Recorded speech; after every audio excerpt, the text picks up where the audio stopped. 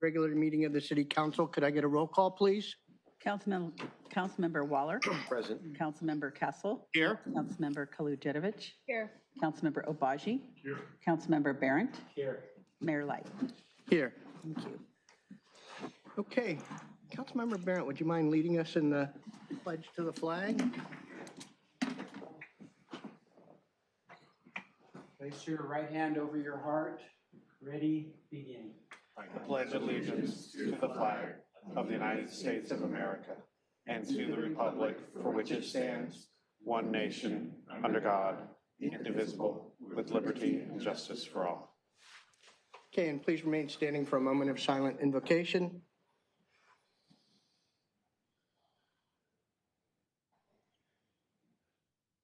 Okay, thank you. You may be seated. Okay, going down to item D on the written agenda. Any presentations, proclamations, announcements, AB 1, 2, 3, 4 travel expense reports? I have no presentations or proclamations, so we'll start with you, Councilmember Waller. Nothing for me today. Councilmember Castle. Nothing for me today. Councilmember Kaludjetovic. None, thank you. Councilmember Obaji. What was this? Announcements. Oh, yeah, AV travel. Yes, traveled to Santa Barbara this last weekend for a Independent Cities Association conference, and it was extremely enlightening. The expense reports are on record with the clerk. We talked about short-term rental enforcement with new laws that the state passed with regard to that, how cities can generate revenue other than through taxation, as well as discussion by two coastal commissioners about what's going on there, what powers they have, and what their goals are on the Coastal Commission. So it was enlightening, and it was great to be there with Councilmember Waller. We sat at the front of the table, at the front of the conference room like good students. Thank you. I guess I could amend by saying I also attended the ICA winter seminar with Councilmember Obaji, and I'll give a more further detailed report next meeting maybe.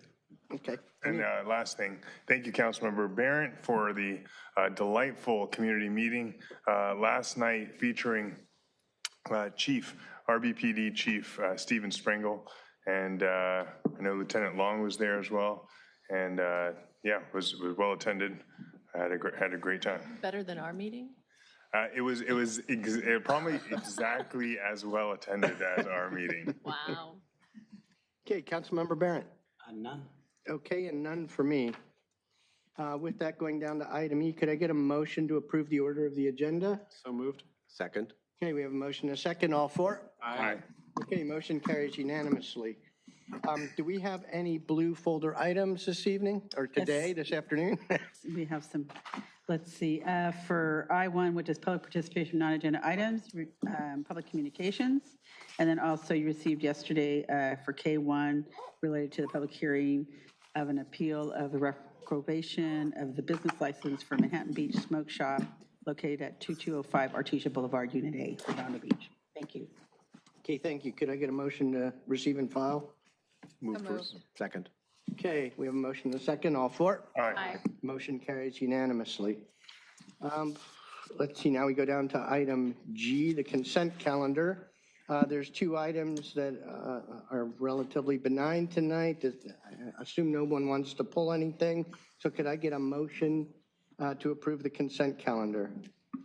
Move to approve the consent calendar. Second. Okay, we have a motion and a second. Any member of the public wish to address G1 and G2 before we cast our vote? Nobody? Anyone online? No one online and no e-comments. Okay, all for? Aye. Anyone opposed? Motion carries unanimously for G1 and G2. Let's see, we have no excluded consent calendar items, so we're jumping down to item I, public participation on non-agenda items. This section is intended to provide members of the public with the opportunity to comment on any subject that is not on the agenda for action today. This section is limited to 30 minutes. Each speaker will be afforded 3 minutes to address the mayor and council. Each speaker will be permitted to speak only once, and we'll take written requests first. Do we have any written requests? Okay. Any member of the audience wish to address the council on non-agenda items? Okay, nobody in the room. Anyone online? No one on Zoom and no one on online or e-comments. Okay. Moving right along, we have one public hearing tonight, and item J is for each of us to reveal any discussions we've had ex parte related to that public hearing. Councilmember Waller. I have had none. Councilmember Castle. I just discussed it with the city manager and some staff. Okay, Councilmember Kalajerovich. City attorney, and that's it. Okay, I had city attorney, city manager, and Councilmember Barrett. Broad discussion was, one was how we run the meeting for this and what's the laws behind and ordinances behind the city's potential actions, and some questions on evidence in the report. Councilmember Obaji. Just Councilmember Barron, one resident reached out to me, and City Manager Wazansky. Okay, Councilmember Barrett. Spoken with the mayor, Councilmember Obaji, city manager, city attorney. Okay, thank you. Okay, so we will now jump to item K1. That's the public hearing on the appeal of the revocation of a business license for Manhattan Beach Smoke Shop. With that, I'll take a motion to open the public hearing. Move to open the public hearing. Second. Okay, we have a motion and a second. All for? Aye. Okay, we are now in the public hearing. Before we start, anybody in the audience or listening online, this is an appeal, so there's a formal process to that on the city council. First, the city is the proponent in this case, so they'll have a maximum of 1 hour to present evidence. Then the appellant will have an hour to rebut that and make their statements. We will then open up to the members of the public who have 3 minutes each to make a statement, and you can only speak once. And then on the back end of that, the appellant has 20 minutes for rebuttal, and the city will have 20 minutes for rebuttal. Unlike what it says in the staff report, I don't think we'll be actually making a resolution tonight. We'll be directing staff to come back with a resolution at the next council meeting. Is that correct? That is correct. Okay, anything you wanted to add to the proceeding that I might have missed or? No? Okay, thank you. So with that, we'll go over to the city and your 1 hour to present your evidence. I believe, yes, okay. You need the presentation? Yes, I have a presentation to publish on PowerPoint. There you go.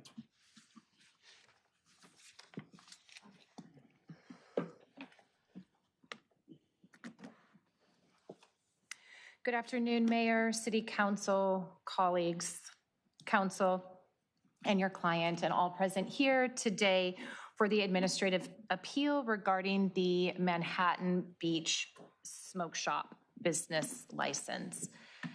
My name is Stephanie Johnson. I'm a senior deputy city prosecutor. Along with me today is Lieutenant Michael Strauss-Snyder, as well as Sergeant Joshua Spry in the audience from the Redondo Beach Police Department, who will also be presenting in the course of this appeal hearing. We are here today in regards to a business license that was issued by the city of Redondo Beach to Ferris Adamo. This is business license 330177. And it was issued to a business that Mr. Adamo owns. It's a smoke shop located at 2205 Artesia Boulevard in the city of Redondo Beach. Business license revocations are governed by Redondo Beach Municipal Code 6-1.26 and 6-1.27. The city is pursuing revocation proceedings under Section B, which states that any business license issued by the city of Redondo Beach may be temporarily suspended, revoked, or have new conditions imposed where the licensee has violated any provisions of this code, any ordinance of the city, or any other provision of law. In this case, the California Department of Tax and Fee Administration, commonly referred to as CDTFA, along with the Redondo Beach Police Department, conducted an inspection at this location on March 18th, 2025. At the conclusion of this inspection, a citation was issued to Mr. Adamo for violating Business and Professions Code Section 22974.2, Subdivision A, which prohibits a retailer from possessing, storing, owning, or making a sale of flavored tobacco products in violation of Health and Safety Code Section 104559.5. This statute was enacted in 2020 and took effect in 2022, meaning selling flavored tobacco has been banned since 2022. Health and Safety Code Section 104559.5 B1 states a tobacco retailer or any of the tobacco retailer's agents or employees shall not sell, offer for sale, or possess with the intent to sell or offer for sale a flavored tobacco product or tobacco product flavor enhancer. This health and safety section goes on to define what each of these items entails. I won't read them to you, but I will emphasize that a flavored tobacco product is any tobacco product that contains a constituent that imparts a characterizing flavor. Characterizing to flavor includes anything that changes what a normal, ordinary person other than tobacco. So it could be fruit, chocolate, vanilla, any of these flavors, as well as any tobacco or nicotine item that imparts a cooling sensation upon consumption. In 2019, Redondo Beach enacted Municipal Code Section 5-9.205, aimed at preventing underage smoking and prohibits the sale of flavor-banned tobacco products within the city. At the state level, enforcement actions increased by CDTFA in January of 2025, 3 years after the statute took effect. This allowed smoke shop business owners ample opportunity to get into compliance with state and local tobacco control laws. Redondo Beach Police Department has been tasked with ensuring that licensed smoke shops within the city are operating in accordance with state and local laws.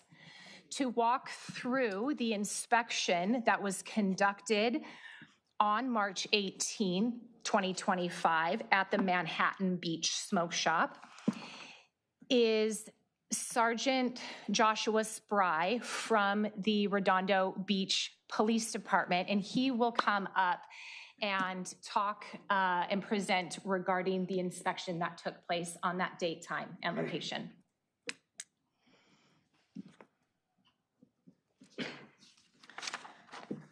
Thank you. Good afternoon, Mayor and City Council. My name is Josh Spry. I'm a sergeant with the police department. A little background on me, I've been in law enforcement going on 26 years now, 16 of them with the city of Redondo Beach. I spent the prior 10 with Los Angeles School Police Department prior to coming here. My current assignment is I supervise the Special Investigations Unit, which is a branch or an arm of our investigations division.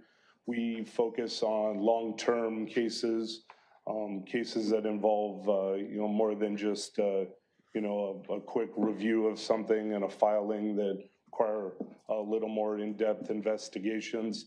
That is to include any specific city enforcement we're doing, including smoke shops and alcohol laws and things of that nature. So the catalyst for this is kind of in our wheelhouse of things we investigate or things my unit investigates. Again, on March 18th, if we could go to the next slide, we went out to the Manhattan Beach Smoke Shop along with the CDTFA. I know Stephanie spoke about them briefly. They're essentially the oversight body for tobacco sales within the state of California. I reached out to them as they would be the subject matter experts in this type of investigation, and I was basically leaning on them for their expertise and to assist us with making sure our investigation went down the correct track. So on that date, it was myself and 2 other Redondo Beach police officers or detectives, along with a number of agents from CDTFA. And our goal there that day, at least from the police department, was just to ensure that the peace was kept and that everything was, ran smoothly while the agents from CDTFA conducted their investigation. When we entered the smoke shop, it was, I don't recall the day of the week, but it was a weekday, and it was in the later morning hours during normal business hours. The shop was open on the day we went there. The front door was open, physically open. They had a sign out, I believe it said, we're open or come in, and all the lights were on. There was one employee working there on that day, and when we initially had gone in, I don't believe there were any customers in the store at the time. We entered the store, the CDTFA agent, at least the agent that was leading their investigation, went to the store employee. They wear jackets with their identifying agency. We were wearing our law enforcement tactical vests that said police and have cloth badges. They identified themselves. They explained to the employee what they were there to do, that they were going to be conducting an investigation. They asked the employee if it was something to the effect of it was their store or not. They said no, they're an employee, not the owner. They asked if they could call the owner, which they did. The owner showed up sometime later after receiving the call. However, their investigation had already commenced. As far as the inside of the store, it's relatively large sales space. They have a number of glass display cabinets. They have a cigar room in the back. They have a counter with a number of items out for sale for public consumption. They have some refrigerated items that they're stored in cold storage. And they had, as far as I know, an operating point of sale cash register, for lack of a better term for it. Again, I went through what the retail sales floor looked like. In my time that I spent there, I was basically shadowing or walking with some of the agents. Again, they're mostly to keep the peace. During my time walking through the store, I saw the point of sale location. I saw essentially the counter. We went to the back of the store. There was a private office. There was a locked back storage room. There was a restroom, and I believe another utility closet there. There was also a black or dark colored metal storage container, similar to some you might have in your garage, that was on the sales floor and closed. However, it was unlocked. And if we could move to the next slide. The pictures on the PowerPoint in front of you depict what was on the picture on my far left with all of the round small canisters. Those are Zyn nicotine canisters, some or most of which are flavored, and the different colors denote the different type of product and obviously the different flavoring. The display that says OEO in green or in white on the green background, that was out in front of the display counter or where the register was. Those also contain a flavored nicotine product. And the picture on the right is a zoomed-in version of one of those items that was there in that OEO display. So if I may, all these were out in the consumer portion, consumer accessible portion of the store. Yes, sir. Okay, thank you. The ones on the far left were behind the counter, but visible to anybody, any customer who entered the store. Okay, thank you. And if I very quickly could? Yes. In which of these, Sergeant Spry, did contain, in your opinion, flavored tobacco product? Sir, all of the Zyn contain tobacco or nicotine. The certain ones, and it's a little hard to read specifically on the pictures, but certain ones, like in the picture on the far left in the top right corner about where the mouse pointer is, those are cool mint or like menthol flavored.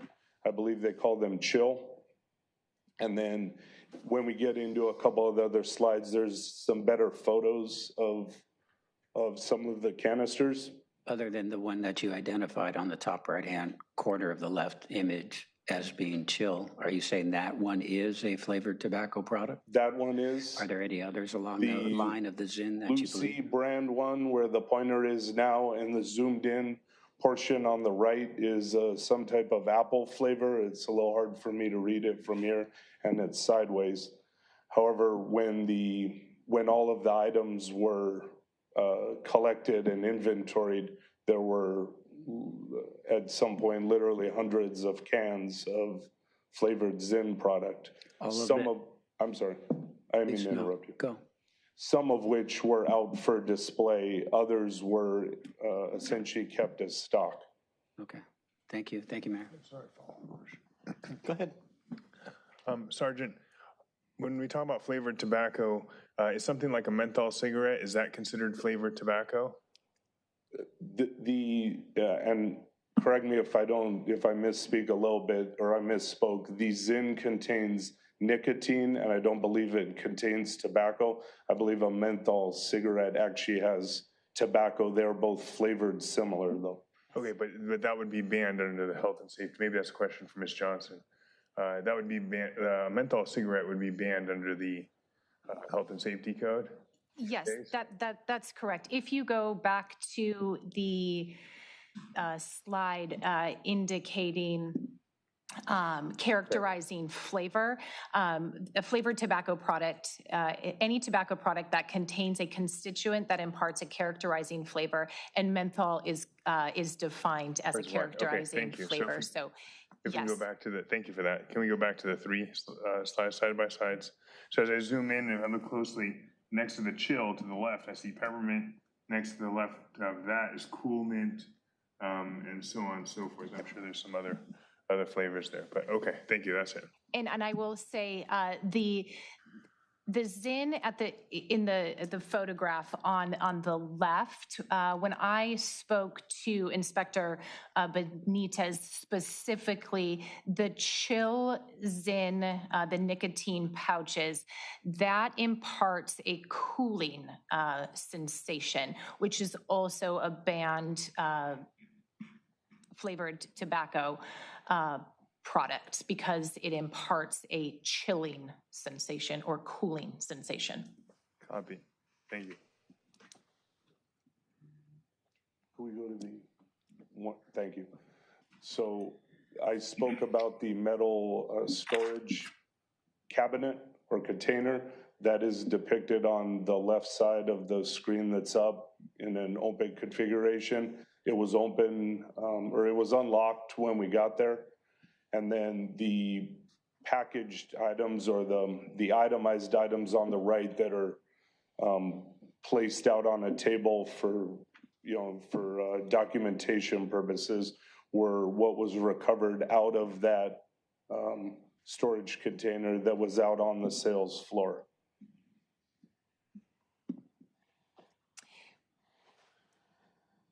Also in this unlocked storage cabinet, when I spoke to Inspector Benitez, the 4 photographs on the right of the screen are the inventory products that were found within the unlocked storage cabinet and the flavored nicotine pouches located in the storage cabinet included spearmint, citrus, cool mint, wintergreen, peppermint, coffee, and cinnamon flavored nicotine pouches. There was also flavored vape that contained flavored products that were fruit in nature, as well as mint, and the flavored tobacco juices that were located on the third and fourth shelves also contained fruit flavors, including watermelon lime, strawberry kiwi, guava peach, and apple watermelon. And was this in the consumer area or is this in the back room? So that's in the consumer area, out on the sales floor. Okay, thank you. You can move on. And I spoke briefly earlier about there was a storage or a stock room in the back. Once the owner arrived to the store, he had the key or unlocked the door and allowed the agents as well as myself into the back room where a number of other items were collected that were, most of which were boxed up, similar to what you see in the photos here.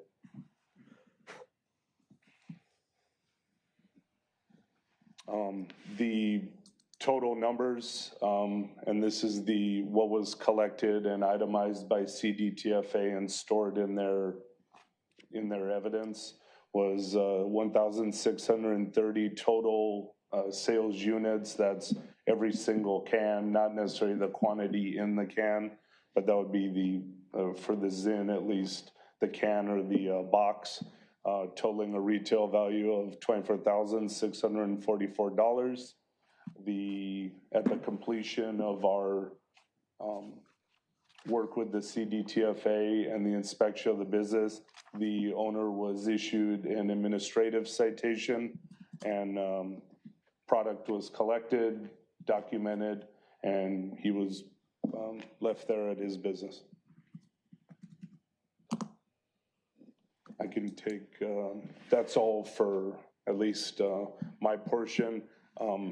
At the end of my investigation, I spoke with CDTFA either that afternoon or the following day. We discussed what the total numbers were. It's my opinion, based on my training, my experiences with my narcotic investigations, that all of the items here were possessed with the intent to sell them to members of the public who come in and hopefully are of age to purchase this. There was an employee working there at the time. There's a means to collect revenue, either electronic or cash, and there was plenty of quantity or supply to fulfill any request of any purchaser. Thank you, Sergeant Spry. Yes, sir. So I think we have some questions. Sure. Go ahead, Councilmember Obagi. Sergeant Spry, do you know if CDTFA is going to bring an independent prosecution or any sort of administrative action against the business owner, seeing as they have collected the evidence?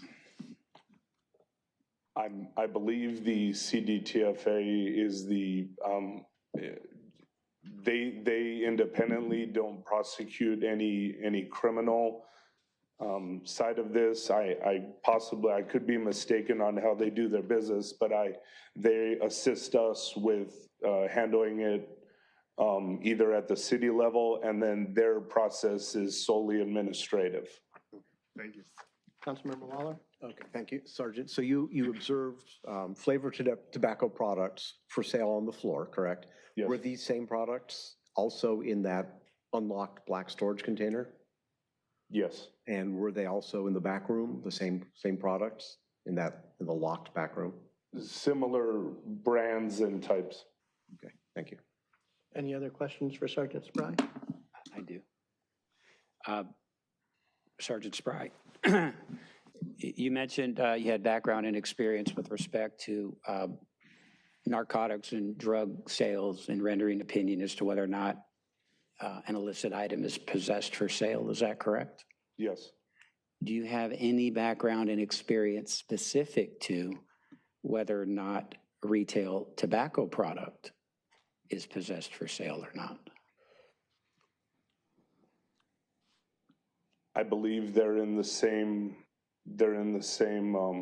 realm, or it's similar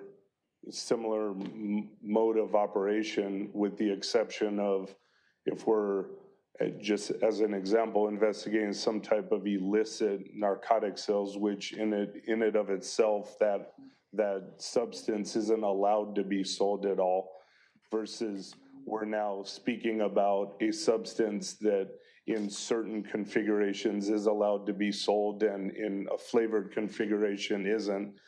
I believe those are very similar style investigations.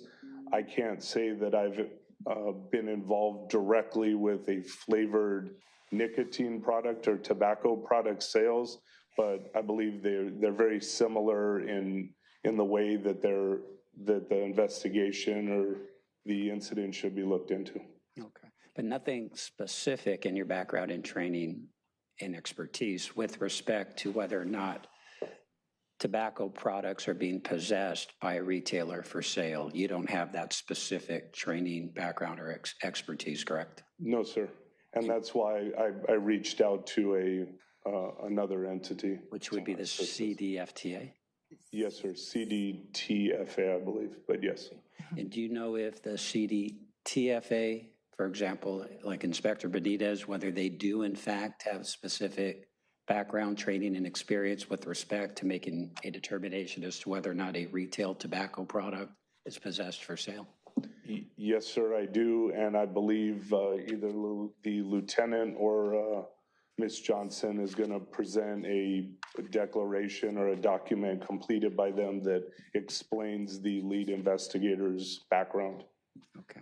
Did you, during this investigation, this inspection, Sergeant Spry, witness any actual sales of flavored tobacco products or other illegal products from the Manhattan Beach Smoke Shop to anyone? No, I did not.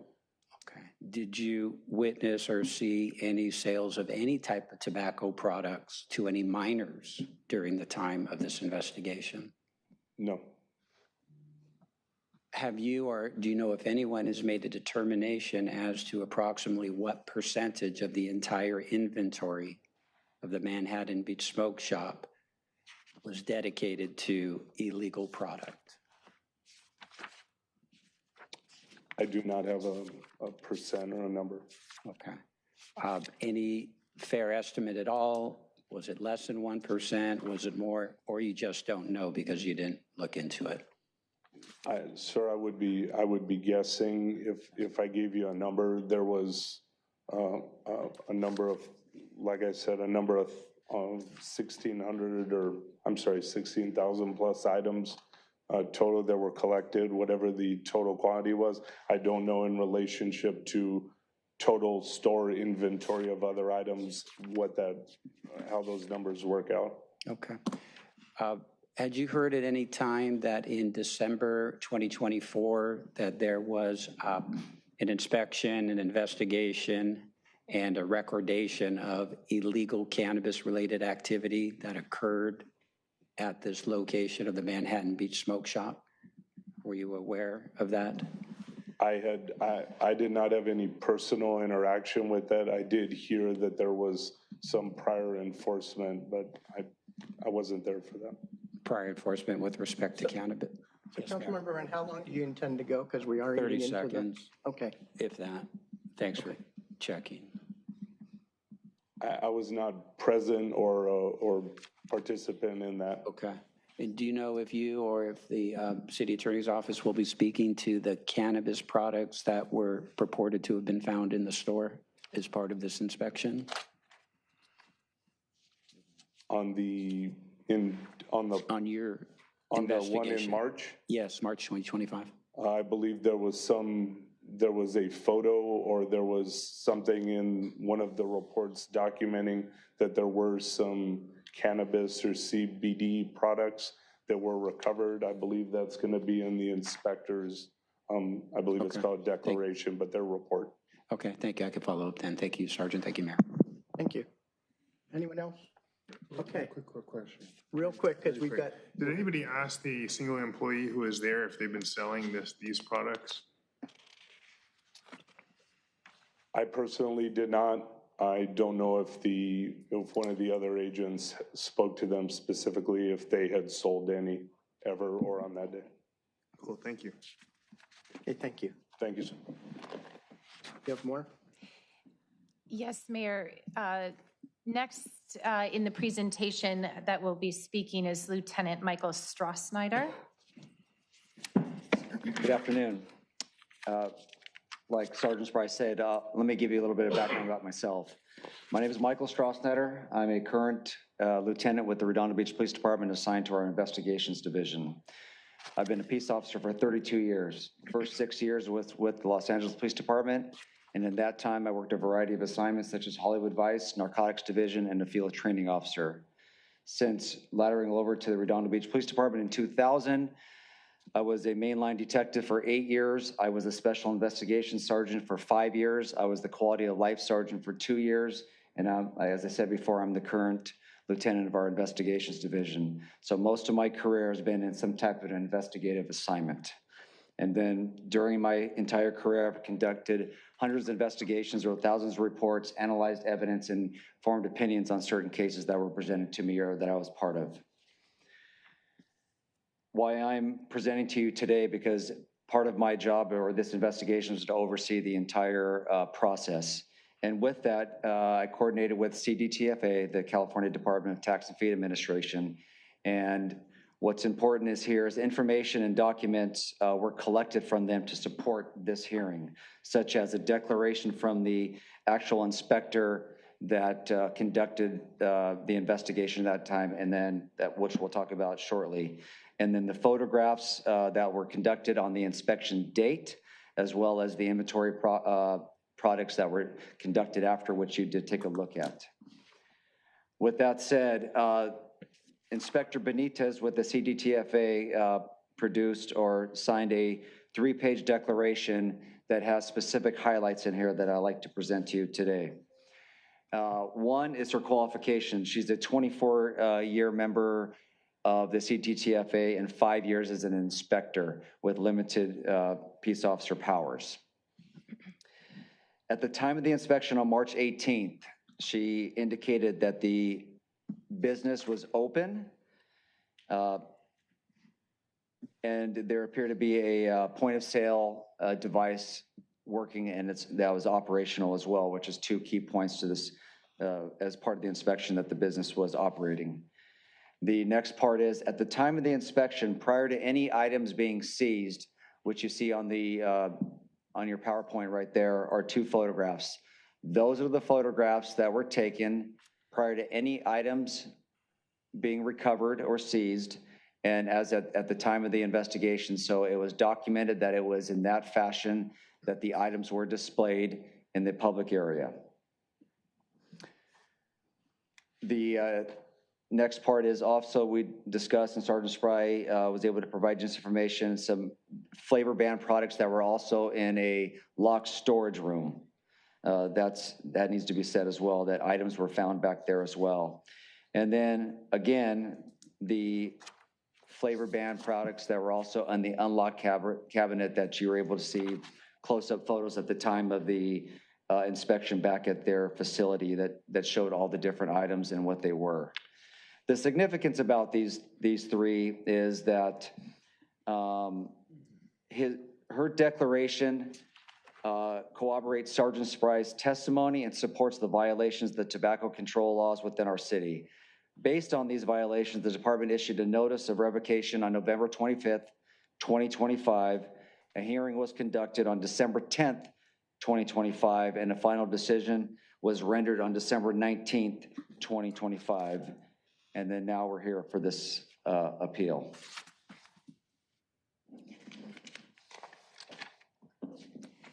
appeal standard for this hearing is de novo, meaning that City Council is hearing this appeal and you are being tasked with making an independent assessment of the evidence and determining the outcome of this business license.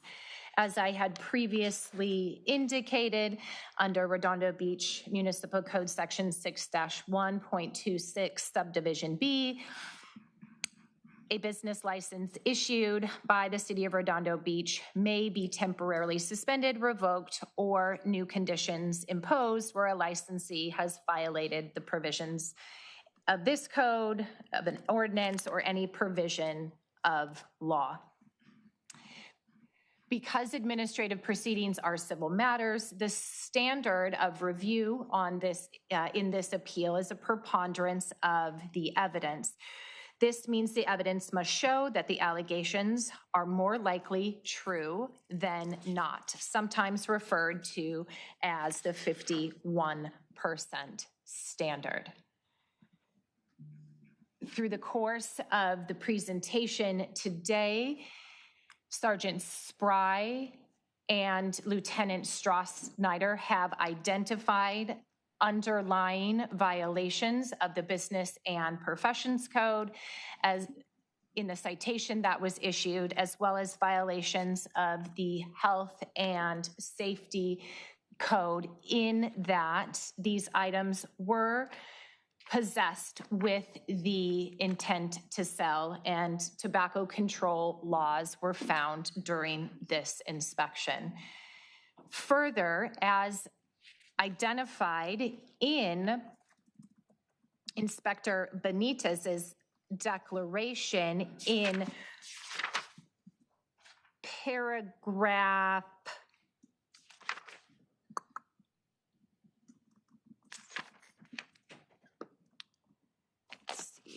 in paragraph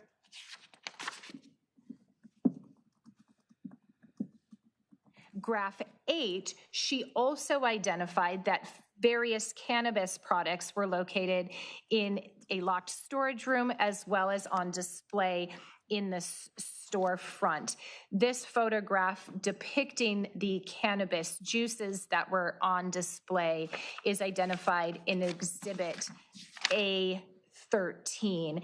She notates at the bottom of this photograph, cannabis beverages in cooler at smoke shop. So in addition to the tobacco control laws, there were also violations, potential violations of cannabis laws. Those were not the highlight of this particular investigation because the city was focusing on the flavor banned tobacco products.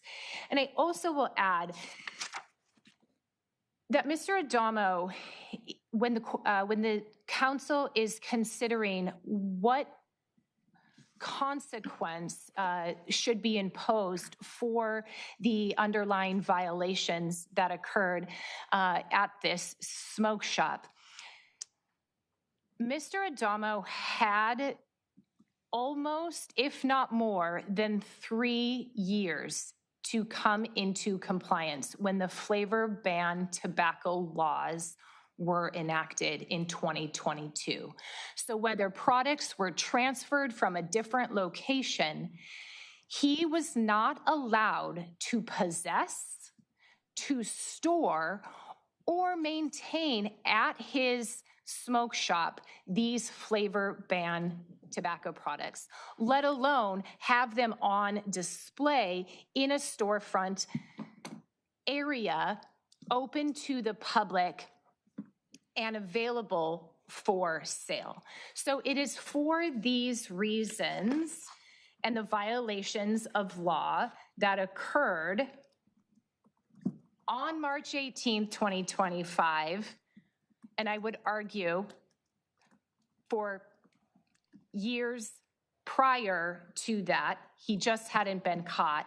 I would ask that City Council please impose a permanent revocation of business license 330177.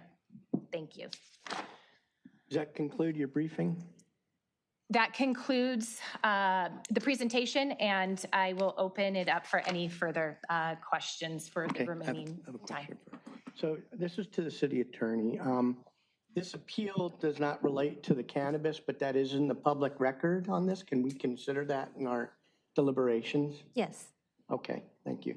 How's my question? That was my question too, actually. Okay. Is that it? Yeah. Okay, Councilmember Kalajerovich. Yeah, in regards to the cannabis beverages that you mentioned, can you go to the photo of that? You have that up? I can, yes. Page 55 of the document. 1 second, let me, Page 55 of the report has it up. If you could. I'll go. do you want me to publish it on? I was trying to see if that photo was the same, was showing the same display, if it's the same display as when you walk into the store. So in the memorandum and points of authorities that I submitted, it's page 55 of my brief. Yeah. A13. And if you look at A1, which is the exterior of the building, there is a sign that says open, OPEN, and you can see that lettering, the EN of that lettering in an exterior window. So it is my contention that this was located at or near the door, the point of entry for the smoke shop. Can you, I think it was showing that first slide when you were walking in. Yes, you want me to go back to that? Yeah, Sure. the first slide. And then, Let me see if I can, is that this. Okay. That helps. Oh, I see, yeah. Okay. I just wanted to compare those, and that was my question right now. Okay. Or go forward in your slide. Please. Sure. There was another photo, just as you enter. You can Oh, go to the, this one? this one. So that wasn't this green stack here, it was somewhere else. Okay. Okay. It's, yes, if you were to, if you're looking at this photograph, the refrigerated cannabis products would have been to your right. Got it. Okay, thank you. That was my question. Okay, Councilmember Waller. And then continuing upon the cannabis questions, is that being considered by the city in any way, or was that just sort of ancillary and got dropped by this because it was a tobacco investigation? I don't know if that's the city attorney or. It can be considered in this hearing today. To my knowledge, it's not being considered in any other enforcement proceedings by other departments currently. Thank you. And it is my understanding that this business did not have a cannabis permit for us to take action on. So in order for the city to take action, we took action on the business license, which encompassed the tobacco retail permit that was issued by the city. But there was no permit issued to this business regarding cannabis. Okay, Councilmember Barrett, and then Councilmember Abaji. Thank you, Mayor. Picking up where Council Members Waller and Kaladerovich were for the city attorney, Stephanie. So no cannabis permit that you're aware of for selling cannabis products at this location, correct? Correct. The cooler of cannabis beverages, which was also, I think, referenced in the declaration of Inspector Investigator Benitez, would that then be illegal cannabis-related activity? It would be, yes, and those items in the course and scope of the CDTFA investigation were seized and inventoried and taken from the location. Thank you. And then for our city attorney, irrespective of what we do here today, does the council have the option of including a finding of illegal cannabis-related activity at this location on this date? Yes. Okay. And then back, Stephanie, if I could, you, and I'm paraphrasing that, we're kind of surmising that this was not the first violation of Mr. O'Damo with respect to the sale of flavored tobacco products. And when I say we, I mean you. You had kind of mentioned that, right? I did make an argument in that regard, yes. Okay. Do we know if there has been a prior violation? Did we have any prior testimony, photographs, any evidence at all that these flavored tobacco products were either in the store in the retail area or were otherwise being sold on any other occasion other than March 2025 when the investigation and inspection occurred? It is my understanding that the Redondo Beach Police Department was made aware of allegations through citizens of Redondo Beach that there may have been illegal sales of flavor banned tobacco products at this particular location. In light of that, and when enforcement began in January of 2025, that is when Redondo Beach began coordinating efforts with CDTFA. It took some time to effectuate a date time to coordinate those inspection efforts. And within 3 months of enforcement commencing by CDTFA, this inspection occurred. And those allegations that had come to light through various situations were documented and verified in this inspection. Okay. The allegations were verified through the inspection, but the allegations were not themselves verified as of that date. That's correct. Okay. That's my understanding. Two other questions very quickly, if I may. The city of Redondo Beach has a flavored tobacco ordinance or a tobacco ordinance that currently exists, correct? That's correct. And within that ordinance of the city, it is illegal, not allowed to sell flavored tobacco products, correct? Correct. And there's actually a provision of the Redondo Beach Municipal Code that addresses penalties for violation of that ordinance, right?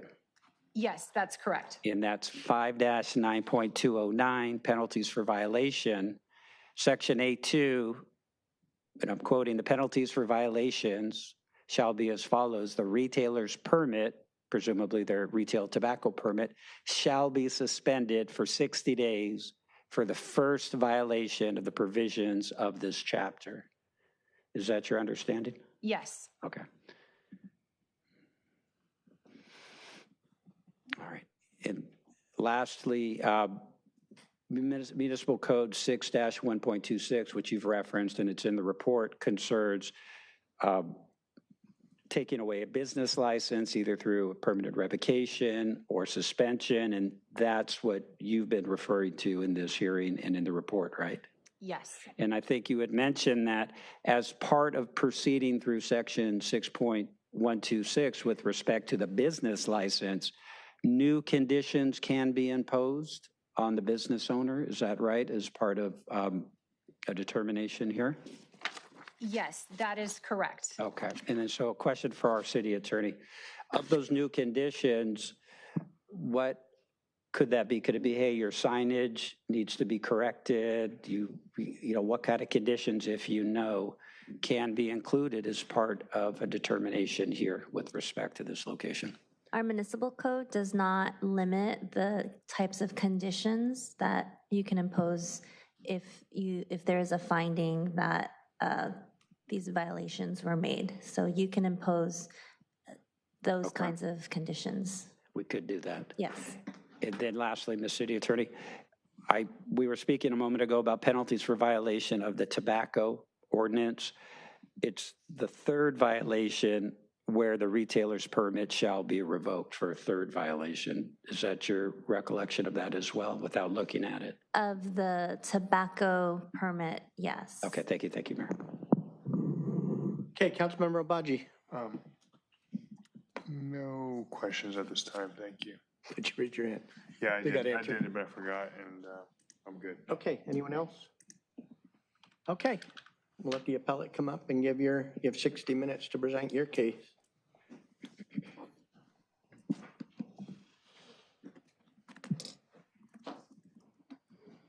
Good afternoon, Council. My name is Sam Zreich for the appellant. And we've heard all the testimony. We're going to submit on most of it, but what my client would like to do is discuss the cannabis issue that seemed everybody confused with.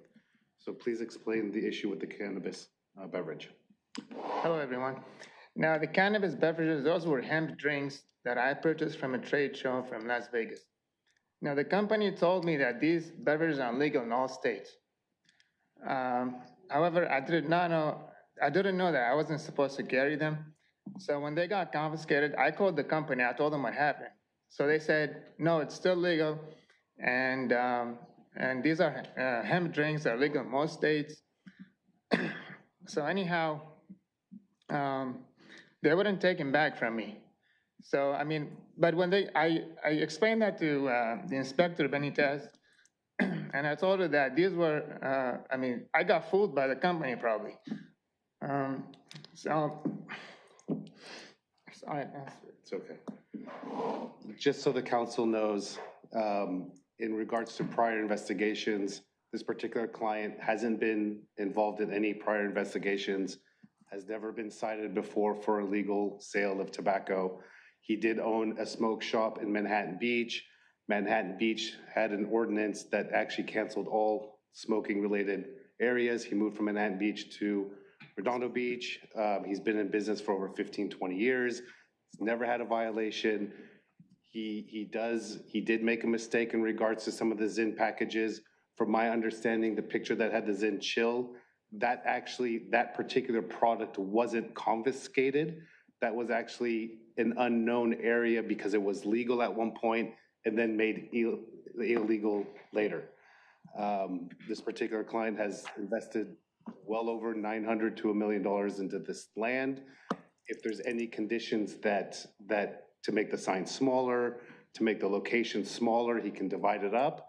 But he's never been in violation of any sale of tobacco-related products. And I'll submit on the papers and pleadings on the record, unless you guys have any questions. Councilmember Barrett has his hand up. Or Councilmember Obaji, go ahead. Sure. Thank you, Council, for being here.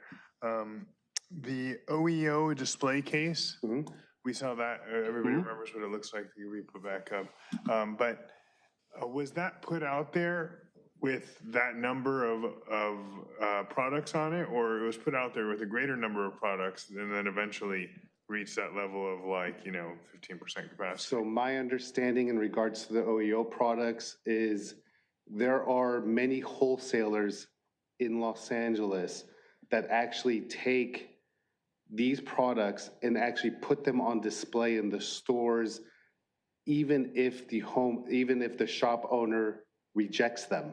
So he wasn't present at the time. It might have been sitting there for a few days. He doesn't know. He's instructed his employees not to sell these products.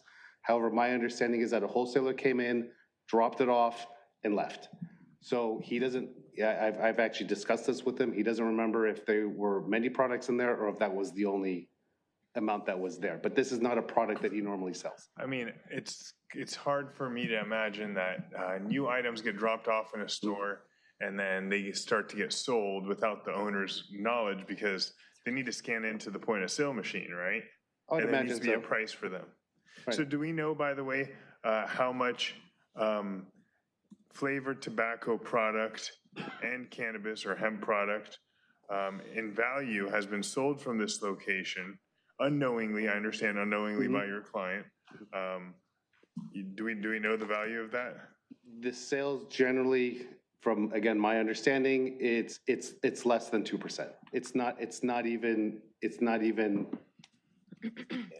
Okay, so it's 2% though, $40,000 or $100,000 or $10,000. Well, there's overall sales. So, I mean, him getting rid of flavored tobacco anywhere doesn't really make a dent. And so my understanding is that he's obviously, some of the ones that were flipped upside down, they were made available to customers that were just in need of it or what, but he was not regularly selling it to the public. But number-wise, I don't know. My understanding is less than 1%. All right. And was it not that people could come to the store and the things that weren't on display, that they could ask for them and then somebody who was working there would go to the back and grab those items? No, because they were generally in a locked cabinet that he only had access to and he wasn't there every day. So if he was there every day, maybe then you'd go open it, but nobody really had access to the flavored tobaccos in that locked cabinet. Okay, you did hear Sergeant Snyder talk about There how was- it was unlocked, the cabinet was unlocked. Sorry, the storage area. Most of the items are in the storage area. That locked cabinet, which actually wasn't on the sales floor, it was in the back. It was supposed to be closed and locked, and it just wasn't at that time.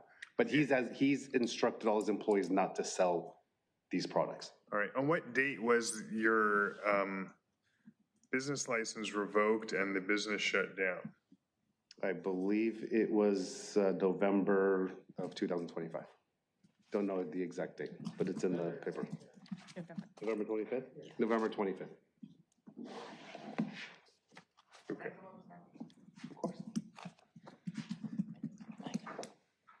And if you'd like to say anything, would you like Sorry, I to? was a little stressed because I'm not good at speaking in public. I was better last time. During that first hearing. I just want to finish my comments on the cannabis. These products are available for purchasing online right now. I went 2 days ago on the company's website. It's called Cycling Frog, and they still sell to California. So Okay. this is why, that's why I was confused. And I mean, you guys can go on the website, cyclingfrog.com. You will be able to purchase those products. And this company, they're based out of Oregon. So I kind of got fooled with these. That's all. I want to apologize for that. I didn't know. All right, no worries. I mean, you're technically not here because of cannabis or hemp. But I do have a question for you. Did you know that the products that they confiscated from your store, did you know that those were unlawful under the state's law and the city's law? I know the products are unlawful, but I didn't know I can store them. That was my mistake. I did not know that they could be, and these are not like cheap products, and first of all. And second of all, the products that were confiscated, they probably make up 1% of the entire store inventory. I mean, this is a big store. We have a big cigar room that has over $200,000 worth of cigars. We have a lot of tobacco products, rolling tobacco. I mean, what was confiscated makes up 1% of the whole store. I mean, this is like a store that's 3,500 square feet that's full of products.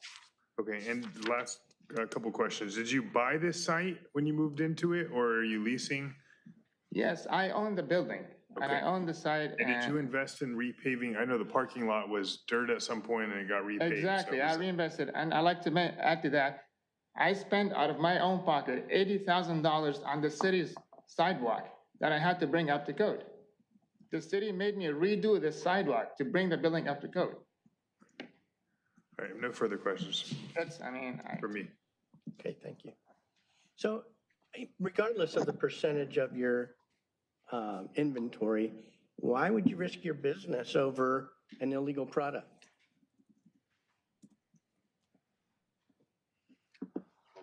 Go for it. Based on what you told me. Go ahead. So some of this product or most of this product was actually purchased by off-duty law enforcement, fire departments, police. So they would actually come into his store, purchase the product.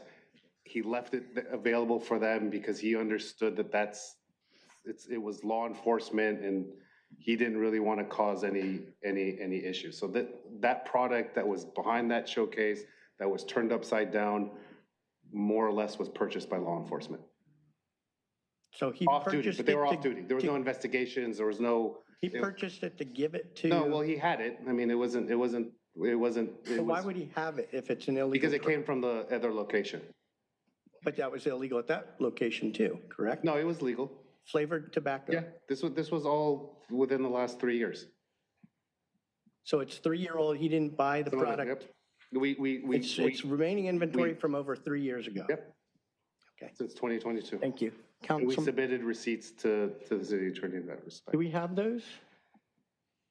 I have copies of them. Yeah, can you give them to the city clerk? Can I get a motion to receive and file? Receive and file. All for it? Aye. Anyone opposed? Are these them? The staff report did say that they furnished those. Right. Did, They did say that they furnished. but we don't have them? It wasn't my evidence to turn over. Yeah, course, the it was, scope of it might this have been, investigation, this was. I turned it over at the request, I believe, of Hearing officer? Review the officer. administrative review officer. Maybe that didn't Okay. follow through. Okay, if you could hand a copy to the city clerk. You know, actually, Thank you. one more question. Actually, yeah. Go ahead. All right, so in your blue foldered reply brief, you stated that it was unfair in the administrative review process because the administrative review officer solicited information after the hearing, and you should have an opportunity to confront any evidence presented after the hearing, correct? Right. But in fact, you were the only party that submitted any evidence after the hearing, right? Right, correct. Okay, thank you. And do you have evidence that our off-duty police and fire folks were getting product from you? Illegal product? No. No, but I know during the LA fires, we did a favor for a few fire department personnel. Just a little favor for them because For Redondo or for LA? it was, well, I can't recall what it said on the fire truck, what city it said, but So the fire truck pulled up and got illegal product? yeah, I mean, a lot of firefighters use Zyn. A lot of police officers use Zyn. And it's not a secret. It was unknown to me. Okay, thank you. Councilmember Castle. I just had a couple of questions about the store in Manhattan Beach. When did that close? December 31st of 2023. 23. And then how large was that store? So you're in 3,500 square feet now. How large was that store? Previous store was 1,400 square foot. Okay, so you brought over some excess inventory from Manhattan Beach that went into the back that Right. was sold, but there was still a lot of it left 3 years later. Yes. Okay. That's all I have. Thank you. Okay, Councilmember Barron, is your hand still up? or- It is. Thank you, Mayor. But most of the questions I had have been asked and answered.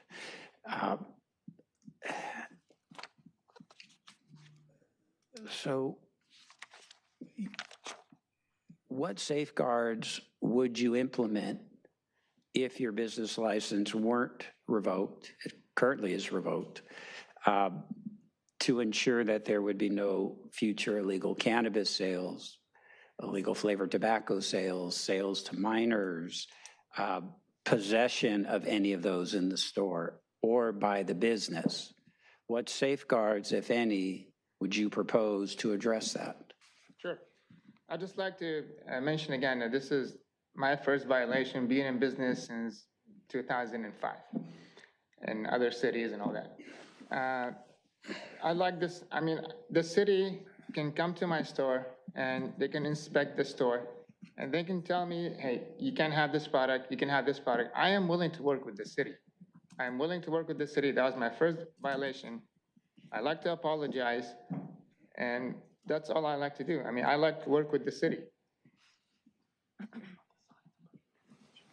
Oh, so regarding, we're very strict on selling to underage. I have on each entrance to the store, you have to be a sign that indicates you have to be 21 to enter the facility. I mean, I'm even more strict than state law when it comes to that. We have no underage sales or violation any of that sort. Council had mentioned potential changes to the signage What, and that would be the red block letters in front, Manhattan Beach Smoke Shop. What did you have in mind? What were you What I had in proposing? mind is like, if the city like me to tone down the lighting, I'm willing to do that. I'm willing to tint the windows if they don't want any of the product visible to the public. As a matter of fact, I had a tinting company come out and measure the windows before the revocation. I was about to do that. I mean, we're willing to work with the city. Whatever the city wants us to do, we're willing to work. Okay. And then for the city attorney's office, Stephanie, do you have any indication as to whether or not Mr. Adamo or any of his businesses have in fact been found to be in violation of any law since 2005? Anything to contradict that at all? Since this inspection? Since 2005, for the last 21 years. A statement was made, if I understood correctly, by Mr. Adamo, a representation that he had had no prior violations of any. Did you want to change that? In my family, I mean, me and my family, we've been in business since 2005. We had multiple stores in other cities, in San Diego and Orange County. And my first store was, I started in San Diego, 2007. So since then, I haven't had any violation. 2007? Yes. And Stephanie, do you have anything to contradict that Mr. Adamo or any of his businesses have been found in violation of any law since 2007? No. Okay. For Ms. City Attorney Joy Ford, with respect to the potential conditions, if this license wasn't to be permanently revoked, and we're not necessarily there, could those conditions include like a snapback provision where if there's any violation of any tobacco or cannabis-related law, that the business license immediately revoked? Yes, we can put that in as a condition. And the appellant, they've proposed doing things with window tinting and signage. Is that something that we could put in the conditions or? Yes. Yes, okay.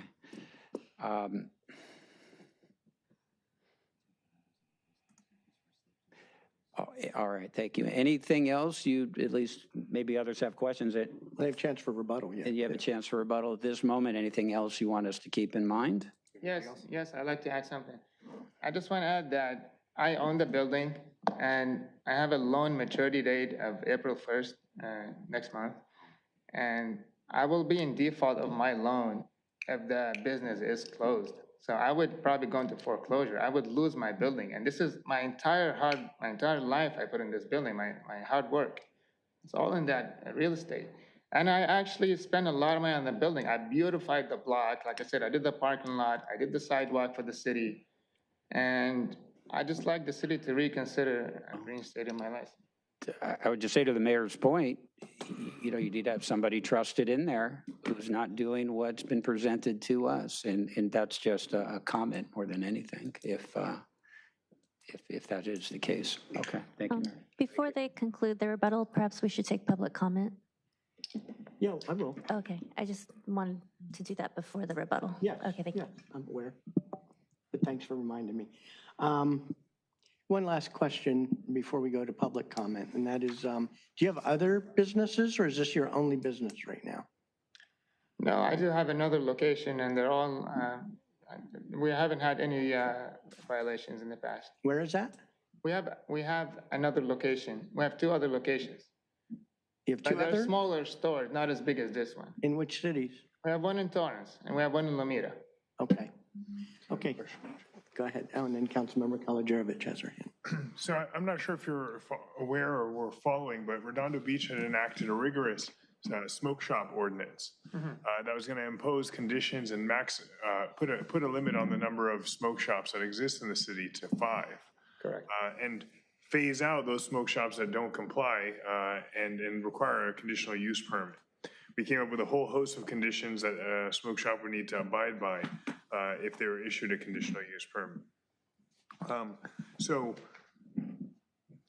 for you to be in operation and not subject to any conditional use permit, but subject to the state law and violate the state law, whether it's knowingly or unknowingly or by staff or directly, I think that's what we're sitting, with discomfort is we're trying to crack down on smoke shops, bad smoke shops especially. And then you invest a lot of money into this, and I see that, and I appreciate that into this site, but then, flout the law. So, in any event, are you willing to take on all the conditions that we have for smoke shops under our new smoke shop regulations? I mean, from what I understand, yes, the city, from what I've read, that they want to keep 5 stores, from what I read. But you're asking me that if I'm willing to comply with the new conditions? Is that a question? Right, yeah. With the standard smoke shop conditions that we've put in our new ordinance, I can't list them for you right now. Yes, the only thing is that I read about the zoning. I don't know how the zoning would work. I mean, like I said, we're an existing store. And I read that the zoning, you have to be 100 feet from another store. I know there's another store in front of me, but I don't know how that would work. Okay. If I may, I can read off those conditions Sure, from the that ordinance. would be clarifying. Thank you. The conditional use permit shall be processed in accordance with section 10-5.2506 and shall include the following standard conditions. Number 1, no smoking shall be permitted on the premises at any time. Number 2, no sales may be solicited or conducted on the premises to minors. Number 3, no self-service tobacco, tobacco product, or tobacco paraphernalia displays shall be permitted. Number 4, no distribution of free or low-cost tobacco, tobacco products, or tobacco paraphernalia, as well as coupons for said items shall be permitted. Number 5, no advertising or signage indicating the availability of tobacco products shall be visible from the exterior nor from entry of the retail establishment to the maximum extent possible. And number 6, the sale of tobacco products and tobacco paraphernalia are subject to the conditions contained in the tobacco retail permit provisions contained in Title 5, Chapter 9, Article 2 of the Redondo Beach Municipal Code. And as pertaining to the location that Mr. Adamo referenced, no smoke shop shall be established or located within 600 feet from any public or private high school centers. However, Mr. Adamo's current business would be grandfathered in. Are all those all those conditions acceptable to you? Yes, but I just need a clarification on the paraphernalia she mentioned, and that's like no smoke shops allowed to sell any smoking paraphernalia. Is that what you mentioned? No. Self-service. Oh, no. Yeah, that's that already doesn't like a occur. cigarette machine. You No, can't have one of that's those. already no. It doesn't occur. And you did say that you have a cigar room. Is it a smoking cigar room where you sit down and smoke a cigar? No, I don't have that kind of license. Okay, so nobody's smoking online. Yes. Sorry, in the store. It's a walk-in, a humidor. But, Humidor, okay. I mean, adults do walk in and grab their cigar. But they're not smoking it in the cigar? No, I don't have that, no. All right.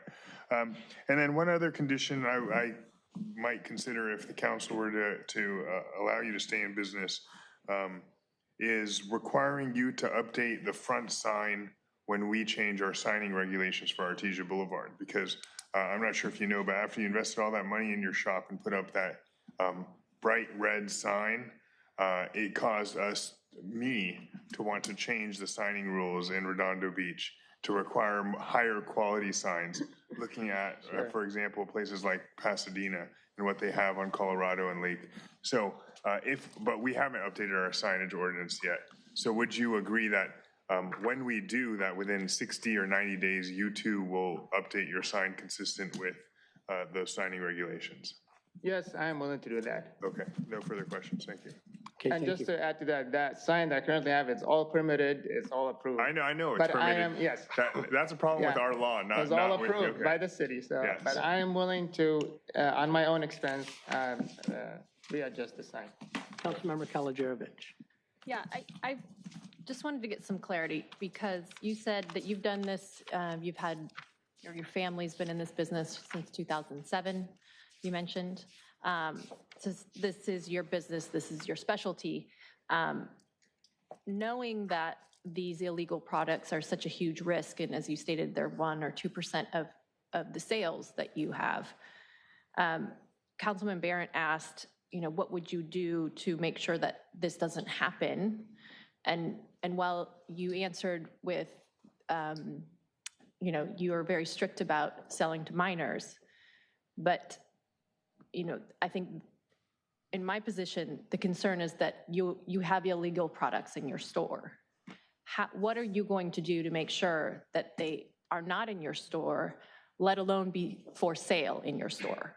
Yes, we will inventory the whole store.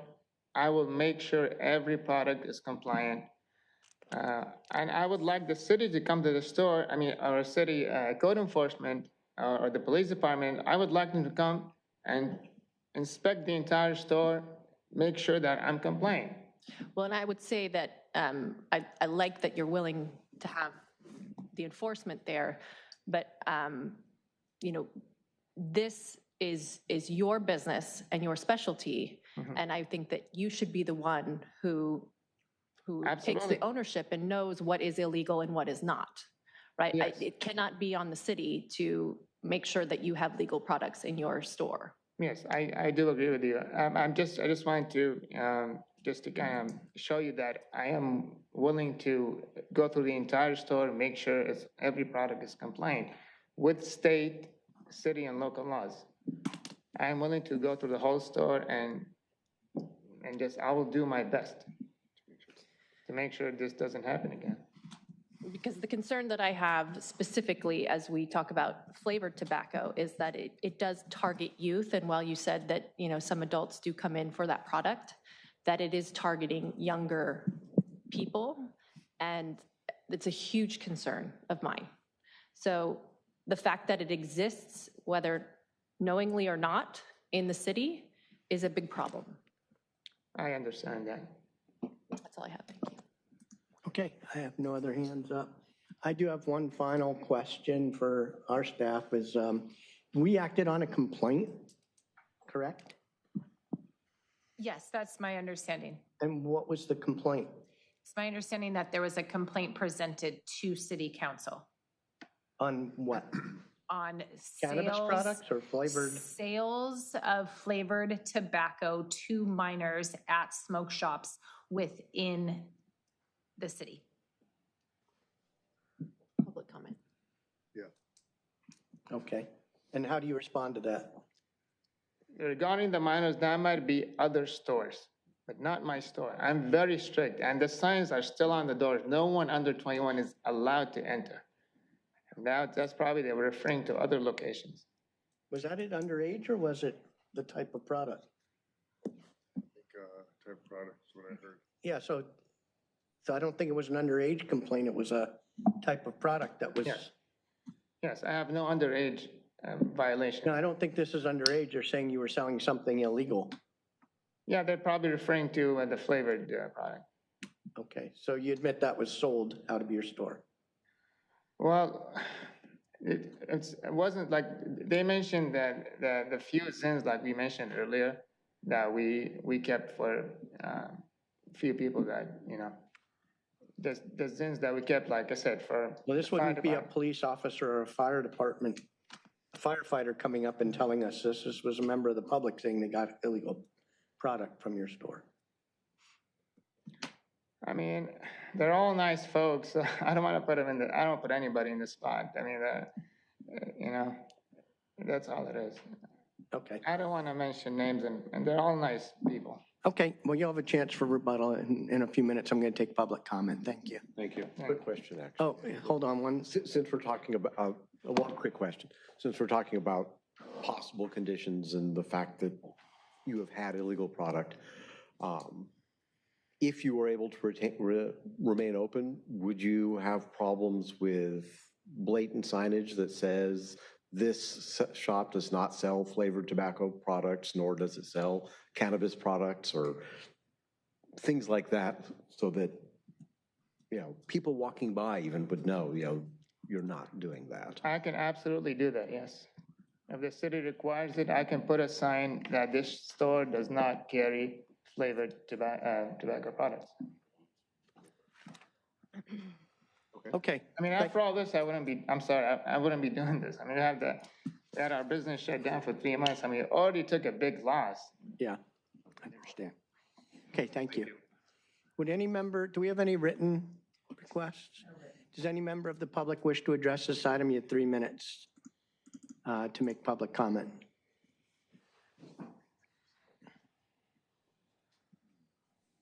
Well, good afternoon, Mayor and Council. Wayne Gregg, resident of District 1. I came down because this is something that came up during the Planning Commission. We talked at length about it, and I wanted to kind of see how the process kind of worked out from what we talked about and how it's implemented. A couple things that are a little concerning is that, looking at the law, like it's SB 793 and Prop 31, it shows that you're not supposed to have this product at all. And I'm not quite sure why the product was there. I think it's kind of hard to explain why. It should not. It's like well, again, it doesn't make a lot of sense on that. However, there's no proof that anything was sold. You normally, when you do a criminal case, again, I know this is a civil case, there's a lower propensity of proof, but it seemed like it would be an easy thing to have someone go in, buy something, get a receipt, pretty easy to prove it right there at that point. I don't know why we didn't do that, but then we acted to jump ahead and close the business down right away. Little concerning, but one thing I was going to mention was that, to the comment made from the prosecutor, I actually came up in front of the council one meeting one night because I had taken my granddaughter out to Wanachil. It's a little shaved ice place on Nob Hill. And while I was there, you could smell marijuana coming out the door immensely. And if you want to know the date when that was, I actually took pictures because I looked at my phone. I have the thing that was on August 27th of last year and October 22nd. On a Wednesday, because Wednesday they have a little special. So I pick up my granddaughter, we go down there after school. So how does that tie to this appeal? Well, it sounds like we have like a random complaint, which is almost like a Yelp review. And I'm not quite sure how we enforce the law based on Yelp reviews. It seems like a little bit of a leap. If there, obviously there was product there, that's concerning. I think that inventory should be removed and shouldn't have been there in the first place. I think we all agree with that. Was they intending to sell it? I don't know, but if it's there, it certainly makes it a heck of a lot easier. But I also wonder, why didn't the state agency look and see whether or not any of the stuff had been sold? Can't they review the books? Don't they have to pay taxes on that? That would be one easy way of doing that as well, too.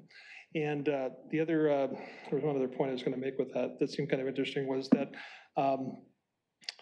the business has been out, there's no priors, certainly that would be an indication of, future behavior. And again, it's just seems like we went from, we have a complaint anonymously that kind of sort of made me happen, may have been related to something else, but it's in the whole city of Redondo Beach, no specific location, and we're immediately revoking a business. That's like I said, you have a business and someone writes a bad Yelp review, you close your business down the next day. I don't know if that's the best way to handle it. I certainly don't like smoke shops. I don't smoke, haven't used tobacco. And I don't like having my granddaughter to a place next door that sells product that obviously is illegal. So if the police want to come down sometime on a Wednesday, I'll be happy to take them over there and they could see someone in the act doing something at a store just down the street on Nob Hill. Thank you. Thank you. Anyone else in the audience wish to address the council? Okay, anyone online? Yes. I have Melissa DeCant. Go ahead, Melissa. Good afternoon, Mayor and City Council members. I appreciate the attention that's taken to this situation, and I just want to reiterate that Proposition 31 was a proposition that the California State PTA, hundreds and hundreds of advocacy groups worked tirelessly for over 3 years because it was appealed once it was signed into law. We worked tirelessly to make this happen, to ban the sale of flavored tobacco, not just for children, but for adults because they're dangerous products.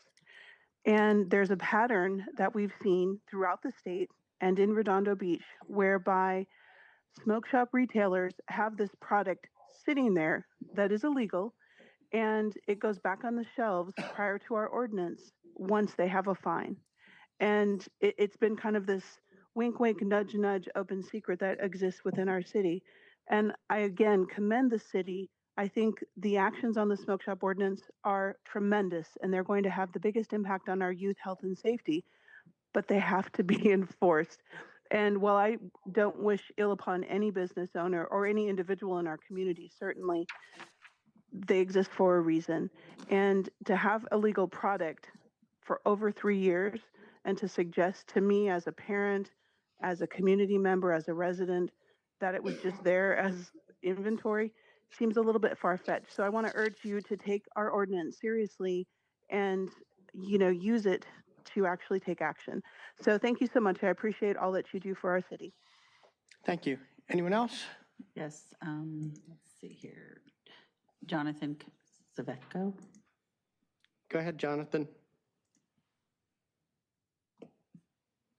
Good afternoon, everyone. Thank you for the opportunity to hear the facts that are presented here today. I do want to emphasize and stress the business that this owner is running is a highly regulated business. He has stated multiple times that this is something that he has had many, many years in multiple different shops of experience and should have known better than what we are seeing here today. I think we have already set the standard here going forward with our smoke shop ordinance. Allowing a business like this, more intently, allowing an operator like this to continue in the city does not meet the standards that we are looking to uphold here as we continue forward with this. Based off of what I've heard today, I would advise, or I would encourage the council here not to reissue the license for this operator. Thank you. Thank you. Anyone else? That's it. That concludes Zoom, and then no e-comments. Okay, so now's your rebuttal period. If you want to come up and say anything else? Nothing further. Nothing further? City? I have no additional rebuttal evidence to present to council at this time. So you stand by your recommendation to revoke the business license? Yes, Mayor. Maintaining a business license within this city is a privilege. It's not a right. That's why the Redondo Beach Municipal Code enact and has license and suspension revocation framework, hearings, and a process, which is why we're here today.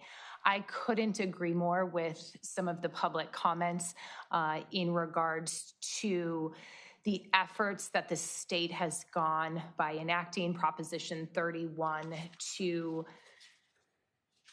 limit and or ban flavored tobacco products in the city. One, because yes, it does target youth, but it really targets everyone. And the basis and the underlying violations in this city undermine the safety of not only our youth, but also the residents of the city and beyond who come to visit the beautiful city of Redondo Beach. This business owner from 2007 has understood the laws and the regulations and the importance of adhering to those laws and regulations because he has run a business. And whether he has been cited, investigated for, issued a citation, really is irrelevant because the facts and circumstances in this particular set of circumstances shows he didn't care about the law at all. When he moved that product from his Manhattan Beach store in 2022, he had every ample opportunity to put that, to store that, to sell it to someone in Nevada where it's legal. He could have done so many other things with that product. Instead, he packed it up and he brought it to another smoke shop. The Business and Professions Code doesn't allow for possession, for storage, or to maintain it. In this particular set of circumstances, we've got items on display available to the public. We've got items available and accessible to employees to sell to the public. The law doesn't require a sale. It doesn't require that a transaction occurred.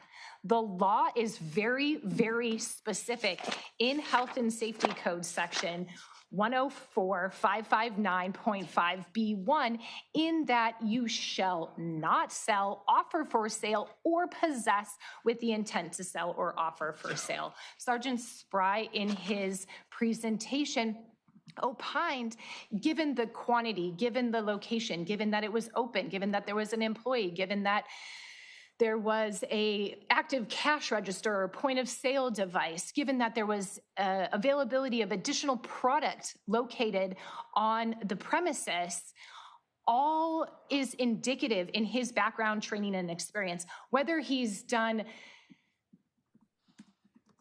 an investigation in regards to the sale of tobacco or nicotine products, you have to look at the entirety of the investigations that he has conducted in his 25 years of experience.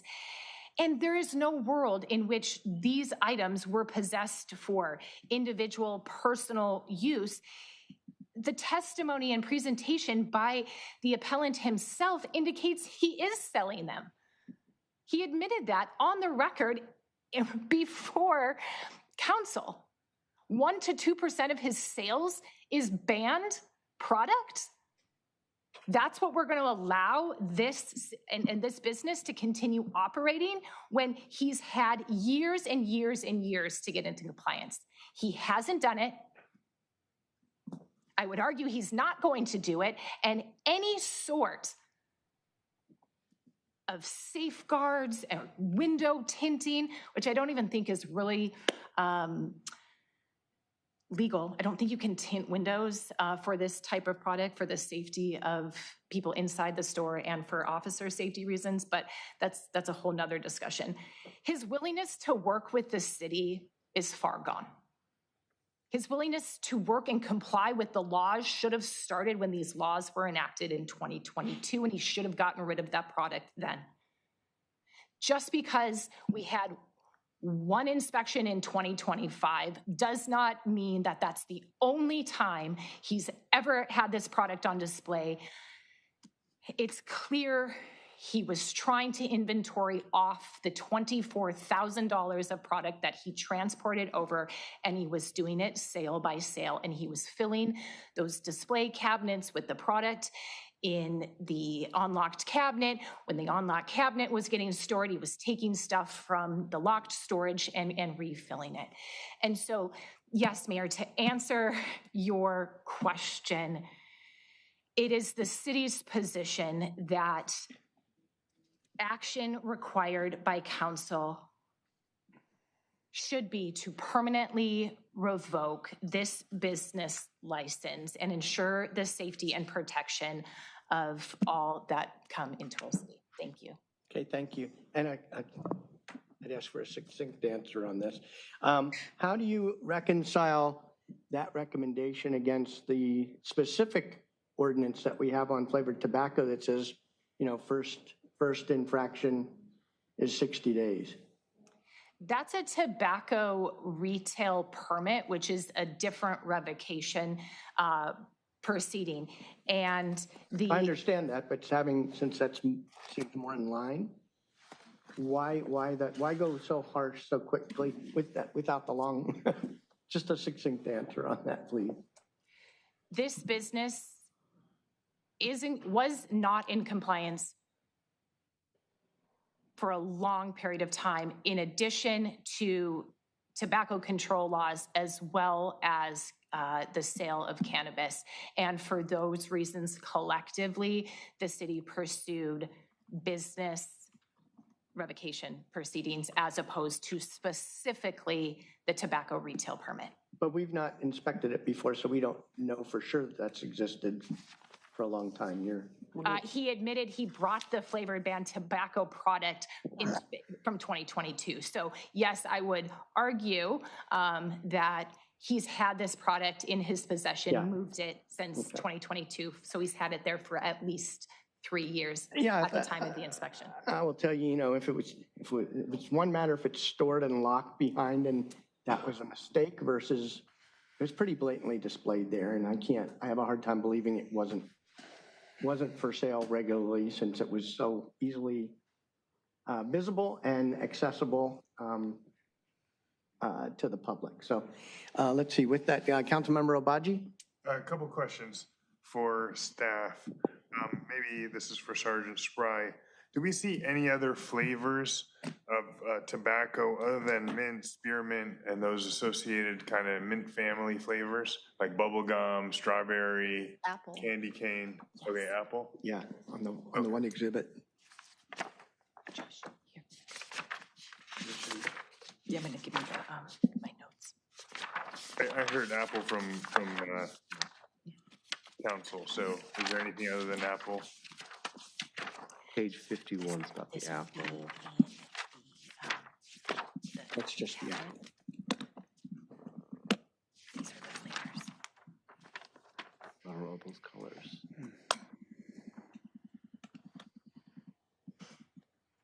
Sir, to answer your question, in the storage cabinet on the sales floor, and I'm reading from page 15, or I'm sorry, slide 15, some notes that were written here.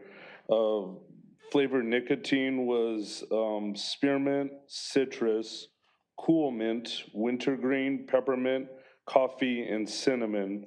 And then for vapes or vape cartridges, there was blueberry. That's either blueberry, watermelon together or separate, juicy peach, ice, and Miami mint. And for the tobacco juices, as described, watermelon lime, strawberry kiwi, guava peach, and apple watermelon. Thank you, Sergeant. Yes, sir. And for anybody on the staff side, what do we expect the cost of conducting this investigation and bringing this prosecution would be to the city? Do we have any estimate of how much that runs?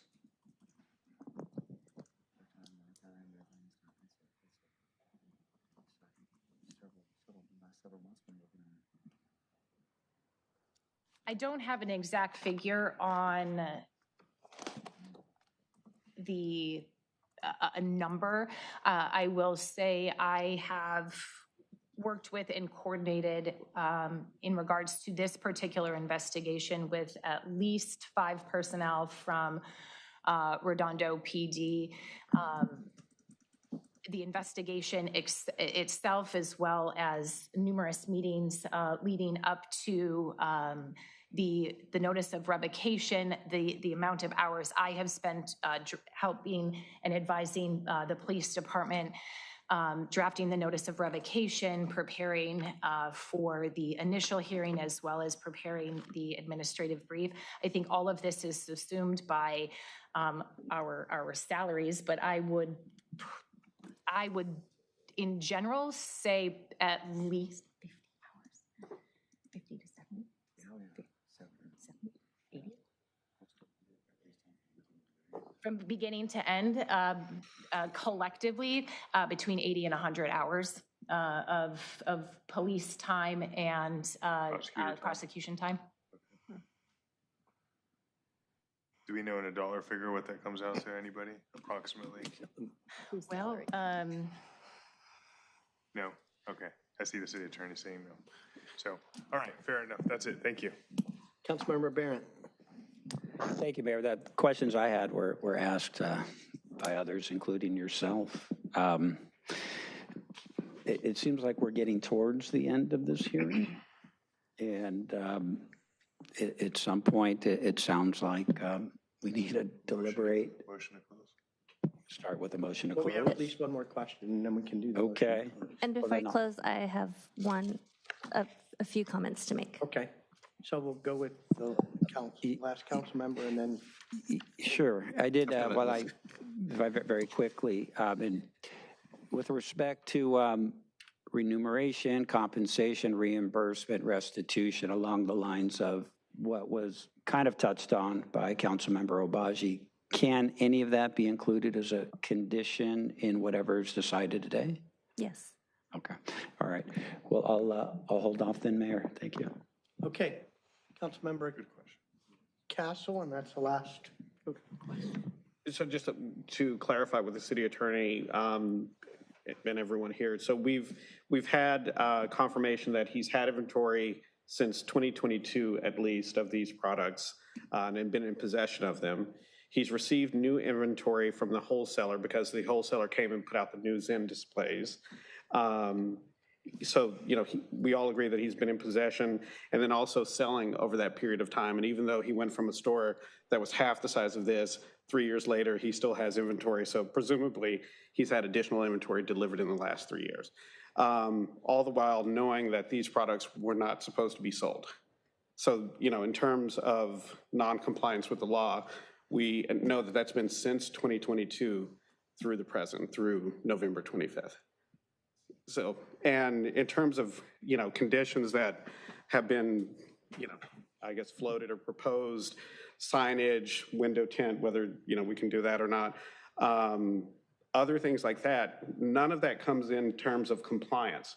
And really what this is compliance with the law that he's been in a highly regulated tobacco business since 2007, has known since 2022 that he was out of compliance with the law, and none of the proposed conditions address that. So just something for us. Did you have a question? I was confirming with the city attorney on those. I would agree with you, Councilman. Okay. That's it. Thank you. Okay. In terms of the hours, if the decision is to impose conditions, you will be directing me to come back with a resolution of said conditions, and we can calculate how much those hours would amount to, and that can be in the form of a fine, if that is the direction of the council.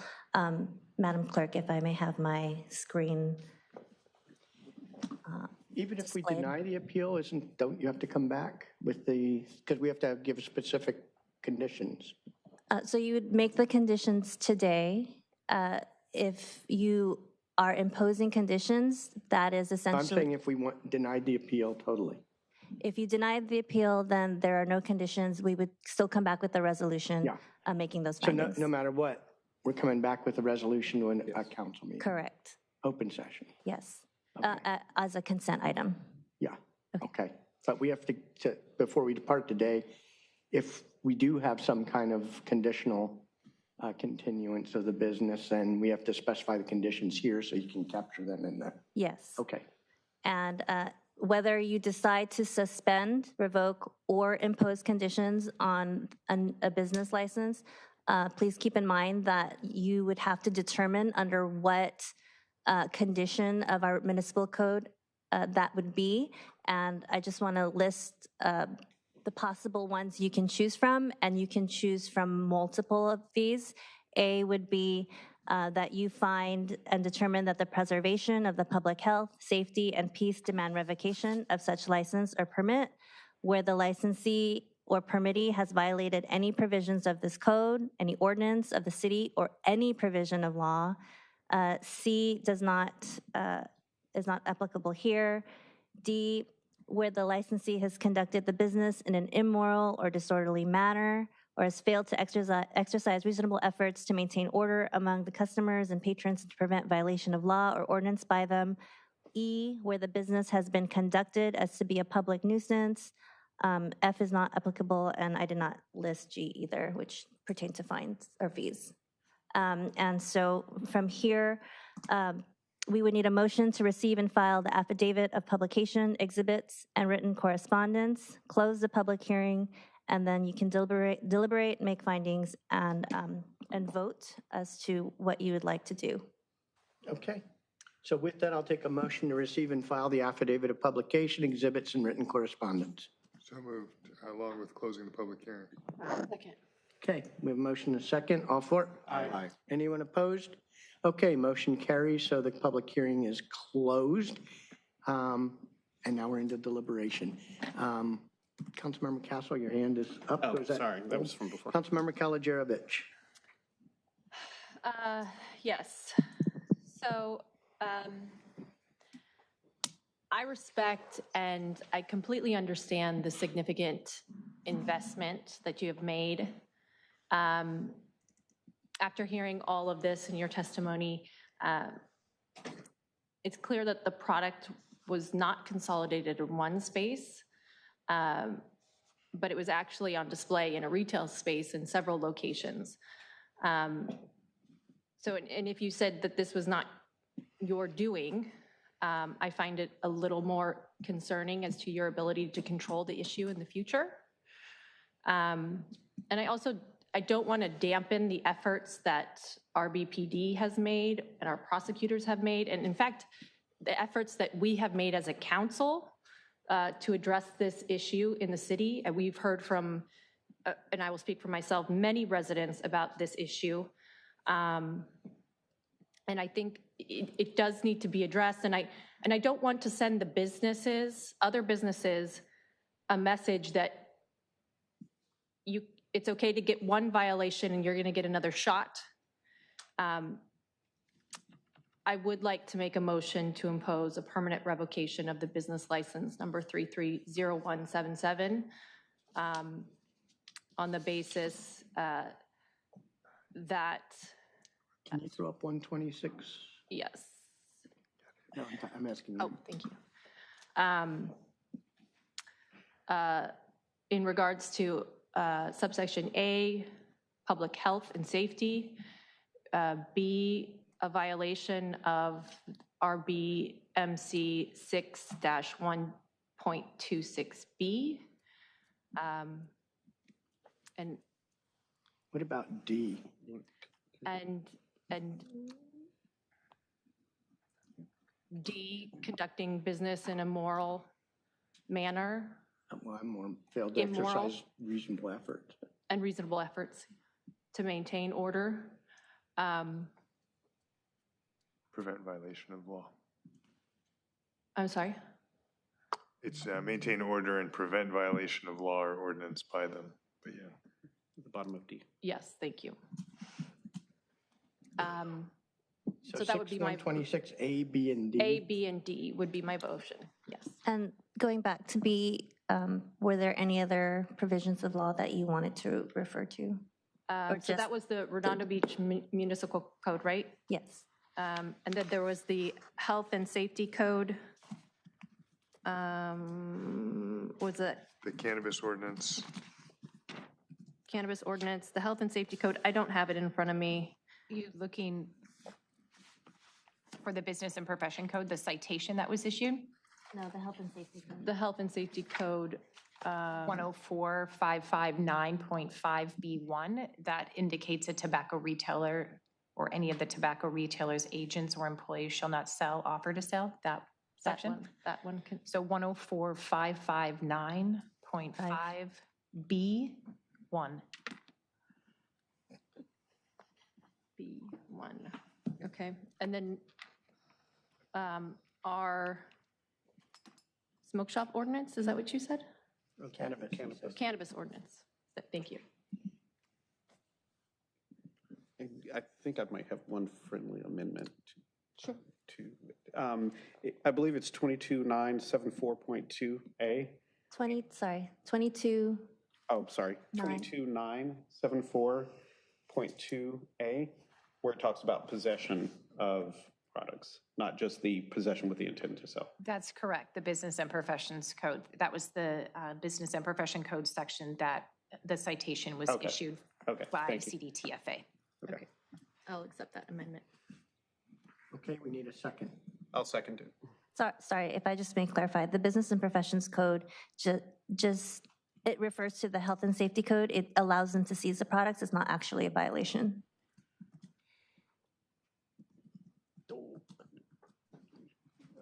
But the Business and Profession Code 22974.2 subdivision A prohibits a retailer from possessing, storing, owning, or making a sale of flavored tobacco products.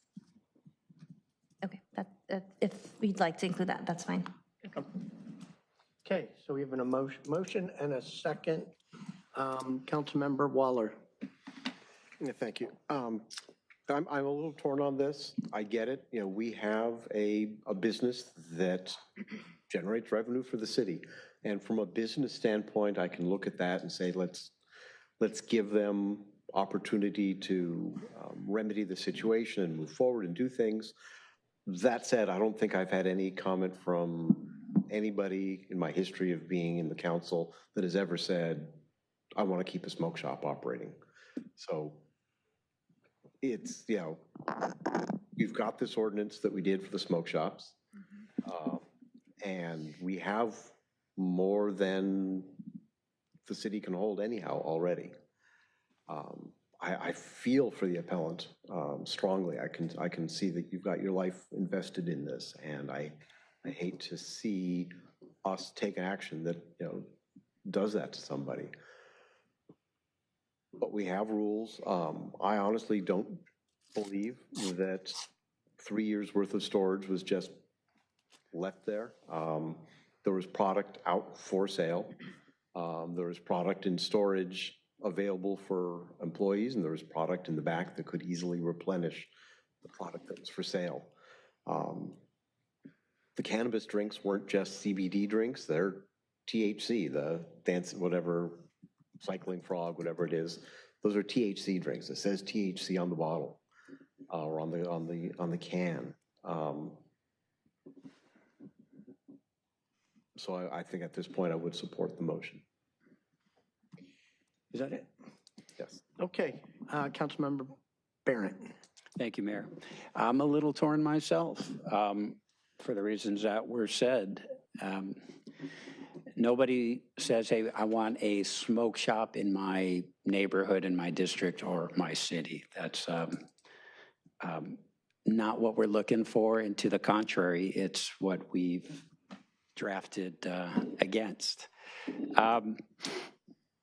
Yet there is a part of me that says a little balance, a second chance with strict conditions may satisfy both, sending a strong message as well as putting something in place that will have immediate and drastic measures in the event of an issue in the future. So just kind of talking through what I would propose, I'd want to hear from others, including the mayor, would be a 90-day suspension effective as of the date of this violation, which was November, which I presumably would be a time-served suspension, but nonetheless an indication that is not okay. As well as a requirement that if there is any future violation of a tobacco or cannabis law by this operator at this location, it would be an immediate revocation. If we can do that, I don't know if it would have to come back to us, but just bam, okay, you're done.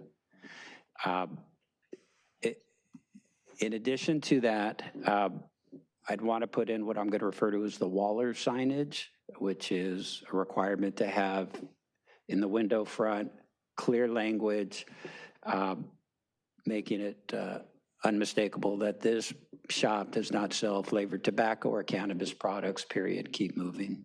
Go somewhere else. Include in the conditions a requirement that there is immediate compliance with all the CUP conditions from our smoke shop ordinance, like right now. And I know Councilmember Obaji was jotting those down, and the city attorney mentioned them. And there's a long list of them. And they're firm and they're tough, and those need to be complied with.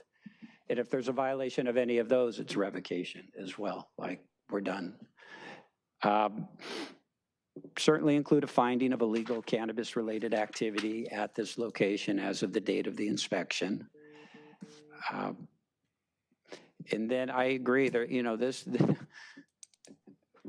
a lot of time was spent on this by staff and law enforcement. So if we could get restitution, whether it's a not to exceed amount of X thousand or X tens of thousands, whatever is within the reasonable realm, I think that would be good to have in there, and maybe we could subsequently do that calculation if we come back and if we go take this route.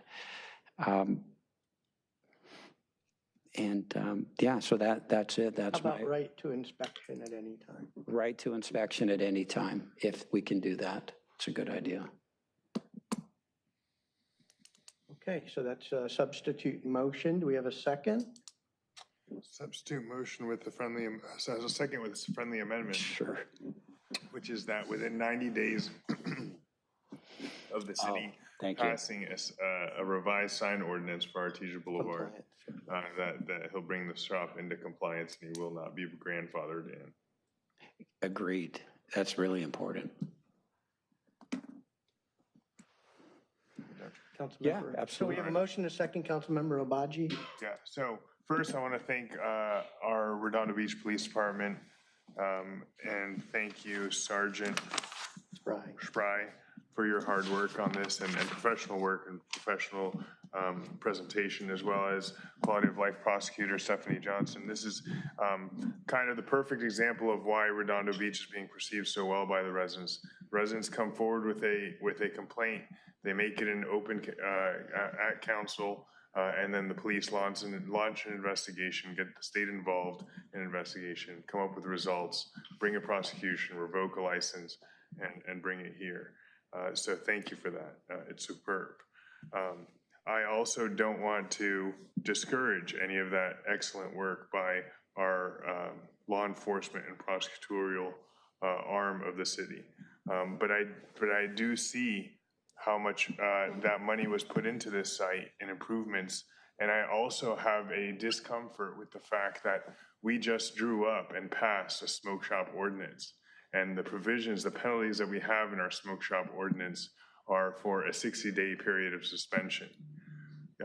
Just because we can engage in a complete revocation, when we had level heads and weren't passionately thinking about, the violations and the like, we determined a 60-day suspension would be sufficient as a first punishment. Here, that, and I do agree with everything that the city has presented insofar as he had an illegal substance, he was selling it, he knew it was illegal. It was, I think that that's been proven by a preponderance of the evidence, if not more than that. It is clear to me that unlawful activity was engaged here. I do believe the business owner when he says that he wasn't selling to kids and the like. So, and I think we've seen no reports of that, which would make this much more egregious. I do think that he has, because he's made his shop tidy, I have some optimism that he would be able to comply with these provisions and further comply with the conditions that are in the CUP to remove reference to tobacco and cigars and so on and so forth. So for that reason, all those reasons, and with immense thanks to our law enforcement and prosecutor, I would support the motion made by Councilmember Barron to impose these rigorous conditions and an extended 90-day suspension. Let me ask a question. Councilmember Waller. It was about their motion, but sure. Okay. Mine's about the motion. Okay. Comment question for Councilmember Obaji. Since this is in your district, you know Artesian Boulevard better than anybody else. If this was, PCH, the Avenue A, the smoke shop that was mentioned in the public comment, I think, I would have a better feeling for it. Of the properties that are currently smoke shops in your district, how would you categorize this one as to the kind that we would like to have versus what we're trying to eliminate in this ordinance, in our previous ordinance, as you said, right, under cooler heads? Well, as far as the kind we'd like to have, we wouldn't like to have this kind because they're violating the law. So I think that's one. But what I thought about actually, and I didn't say, is think about what's going to happen if this shuts down and vacates this site and he sells this site. What business is going to come in? What we haven't regulated it yet is liquor shops. And I feel like they're popping up all over the place. I feel like we got another application for one. So I'm concerned about that filling this void right now. Where the Dave's Old Bookshop, not too far from there, where the Dave's Old Bookshop went out of business and the Hookah Hut shut down. I think we have a behavioral health center coming in the like. So I'd rather work with the devil that we know than the devil that we don't know, and also put them under a very stringent, CUP or conditions. That's it.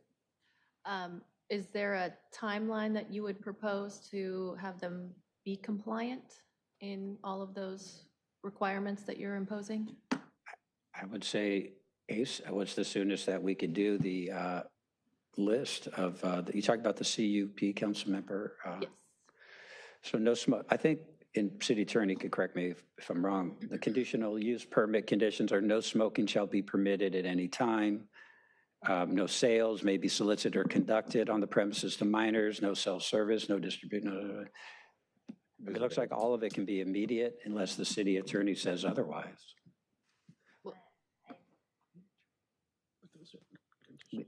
Unless there are any permanent signage there that needs to be removed, displays, everything else should be immediate. I don't know what is being displayed there currently. 30 days? Seems like, looking at the 10 picture, days? yeah, 30 days. 30 days to get Prior into to full opening? compliance, something faster? Prior to opening Prior to opening. Reopening. or whatever. How about that? As a condition to reopening. I'm okay with. Go ahead. Is that it?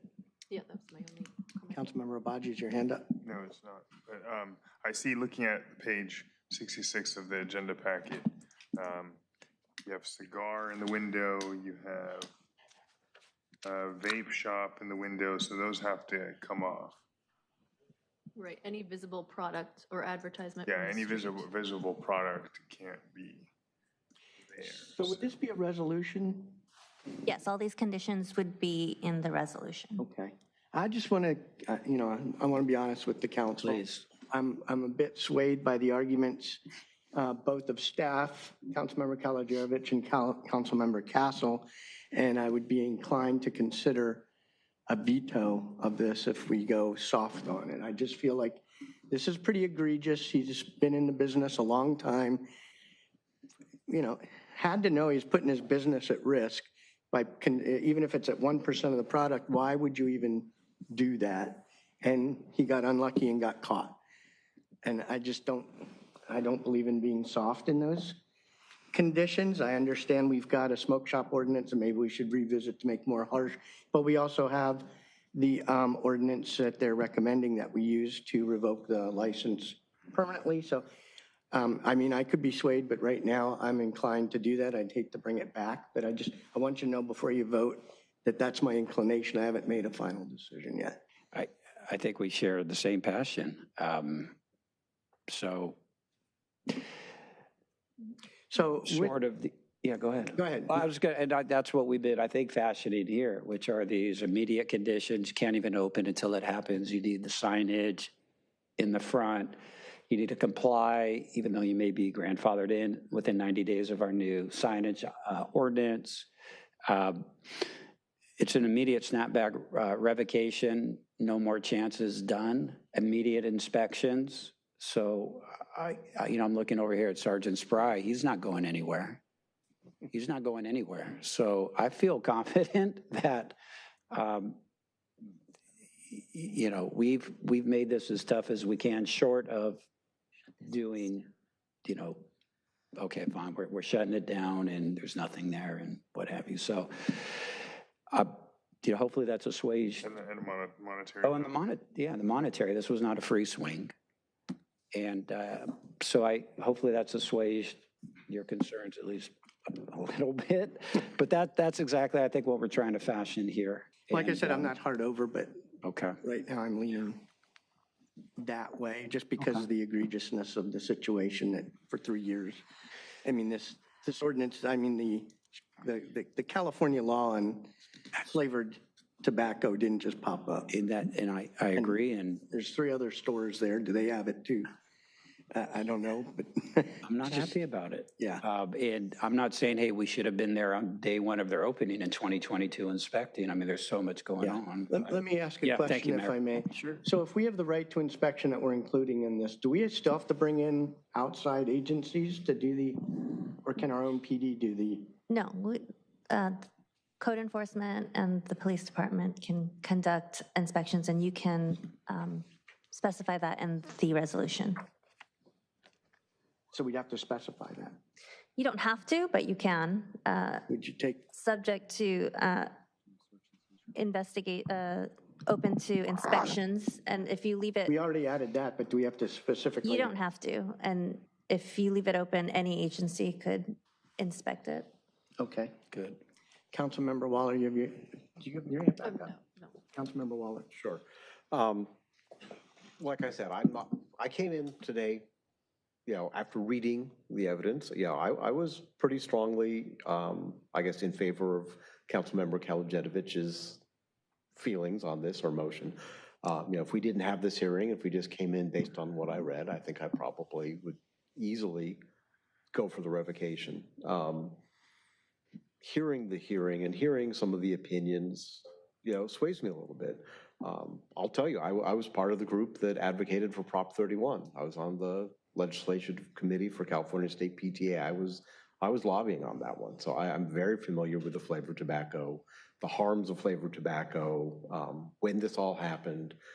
But from a business friendliness standpoint of Redondo Beach, to have a one strike and you're out when our one code does allow, let's talk about a 60-day suspension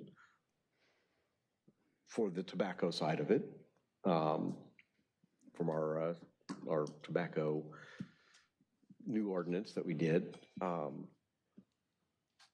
I can see the ability to have do the suspension with strong conditions and the compensation. The fact that, it becomes more cost neutral to the city, we didn't lose that 100 person hours of effort.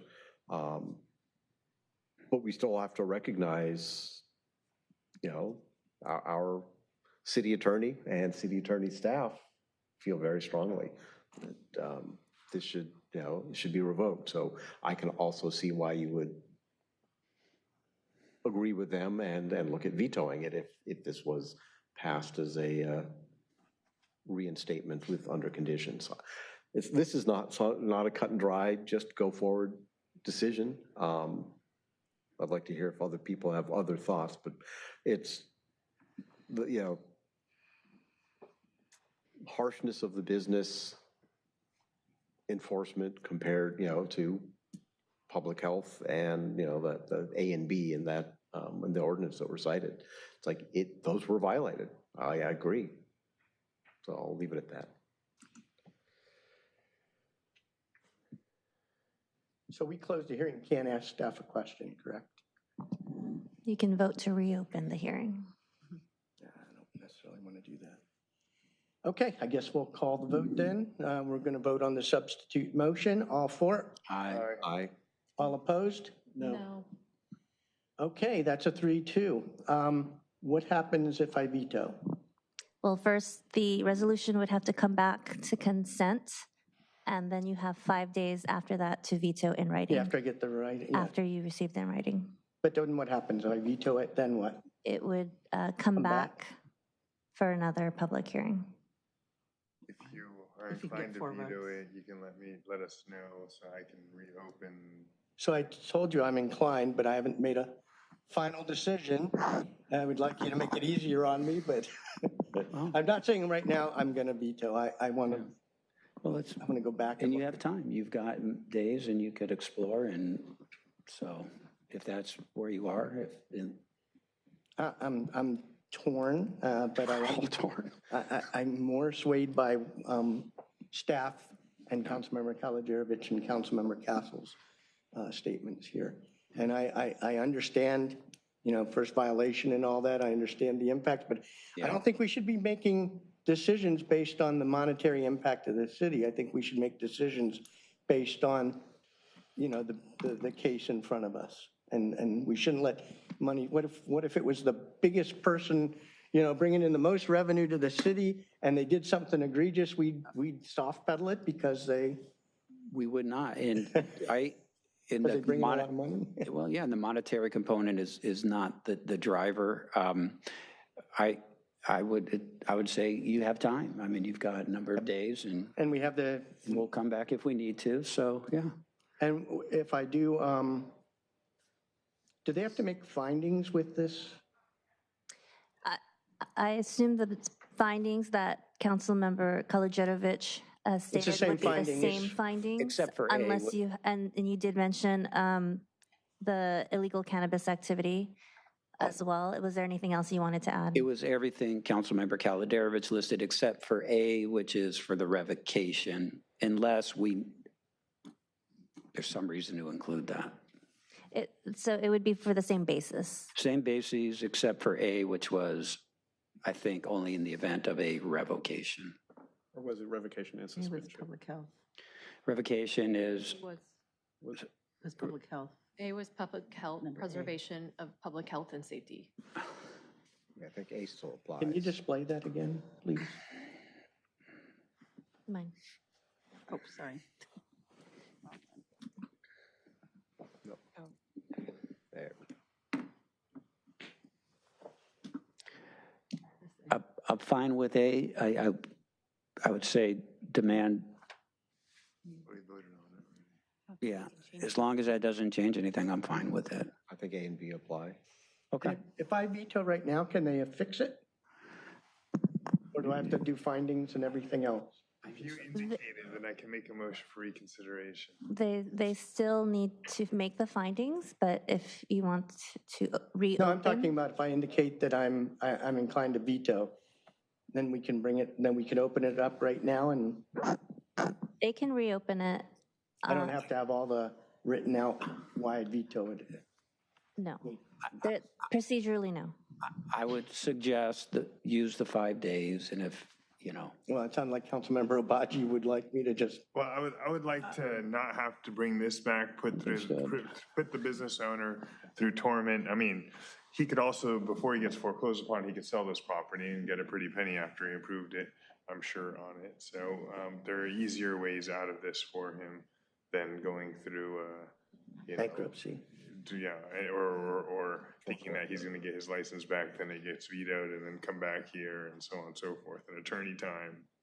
So I think finality is helpful. Okay. So. Was that a motion to reopen? Or, are you gonna veto it? He's got 5 days. That's why he gets 5 days. I'm inclined to, I'm not. Okay, so motion to reconsider. Second. All for it? Aye.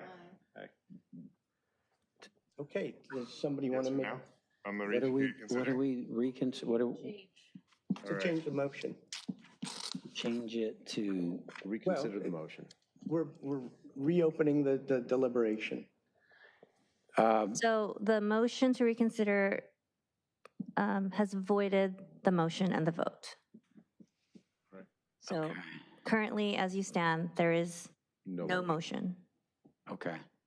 And that was a 4-1, right? You didn't. 4-1, I did not vote to just, yeah. Okay, so. Does someone want to make a motion? So we don't have the first motion on the floor either. Correct. Correct. So you could rebring it, but. So you could bring back. Can I just make the same motion again? Before we do, Go ahead.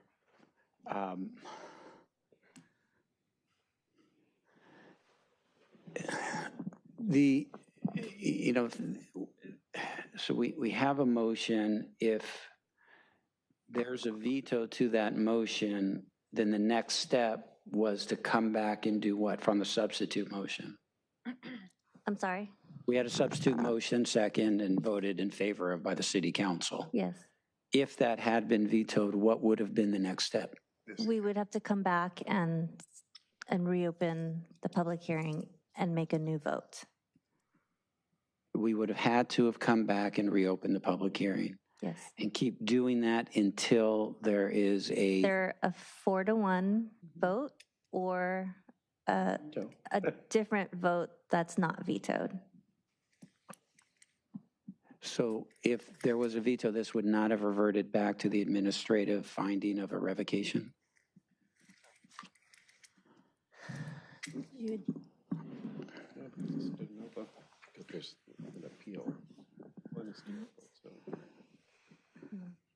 As de novo, is this just Oh, yeah. from scratch? No, so if the denial of the hearing is vetoed, there is no, it does not revert back. It's only the denial of an approval that it would revert back to the hearing officers. So currently, as our charter is drafted, a veto of a denial does not revert back. Veto of a denial of an appeal of an administrative decision. By a grant, this was a grant of an appeal, right? What's the So the effect of vote- that? Your vote denied the hearing officer's Decision. decision. got it. So a veto of that would not thereby approve or sustain the hearing officer's decision. Okay, so that would It would not revert back. it would not revert back.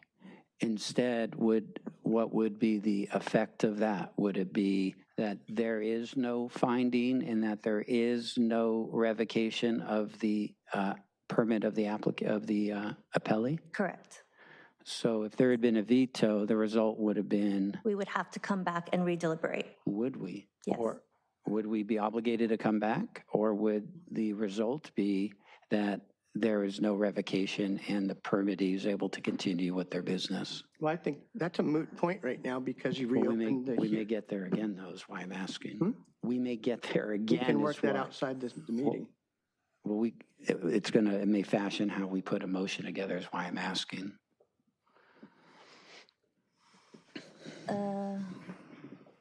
So if you denied the hearing officer's decision and that was vetoed,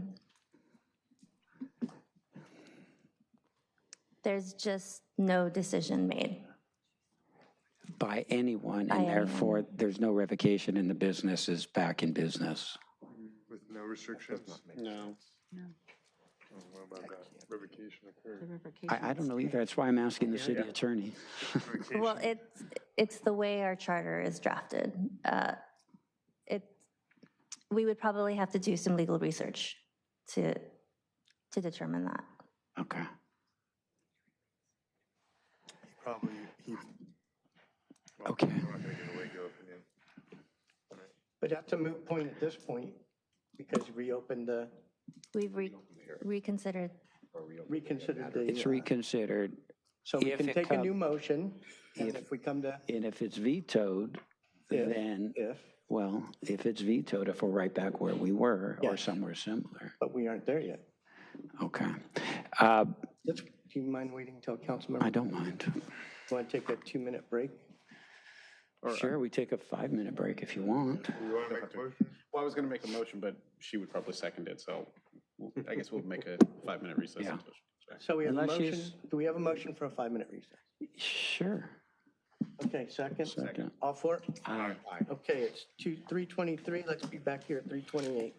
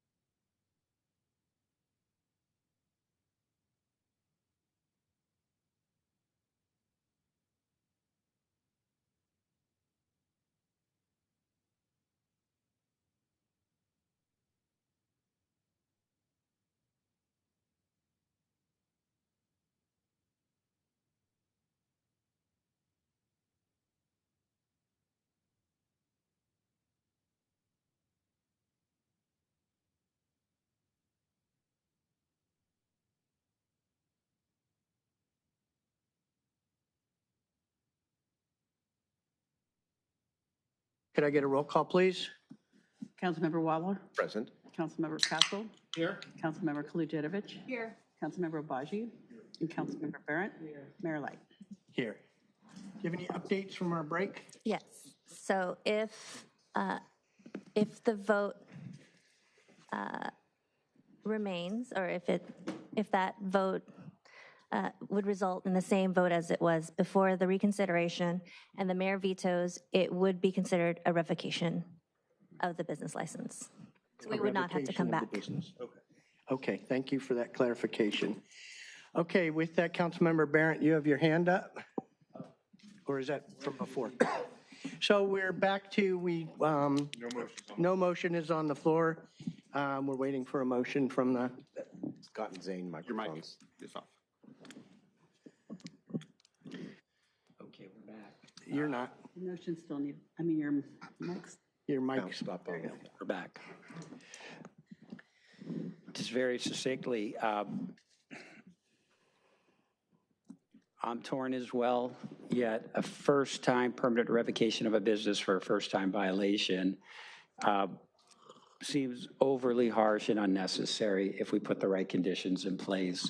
It's overly harsh in that it's, one, inconsistent with what our tobacco ordinance as written says, which is first violation 60-day, which was pointed out by Councilmember Waller, 60-day suspension. I believe the health and safety code, and our city attorney, Stephanie, was over there from her office. Health and safety code section that governs violations for tobacco that was spoken to calls for a $250 fine. Under Health and Safety Code 104559.5, tobacco sale prohibition. I just, asked. Do you know?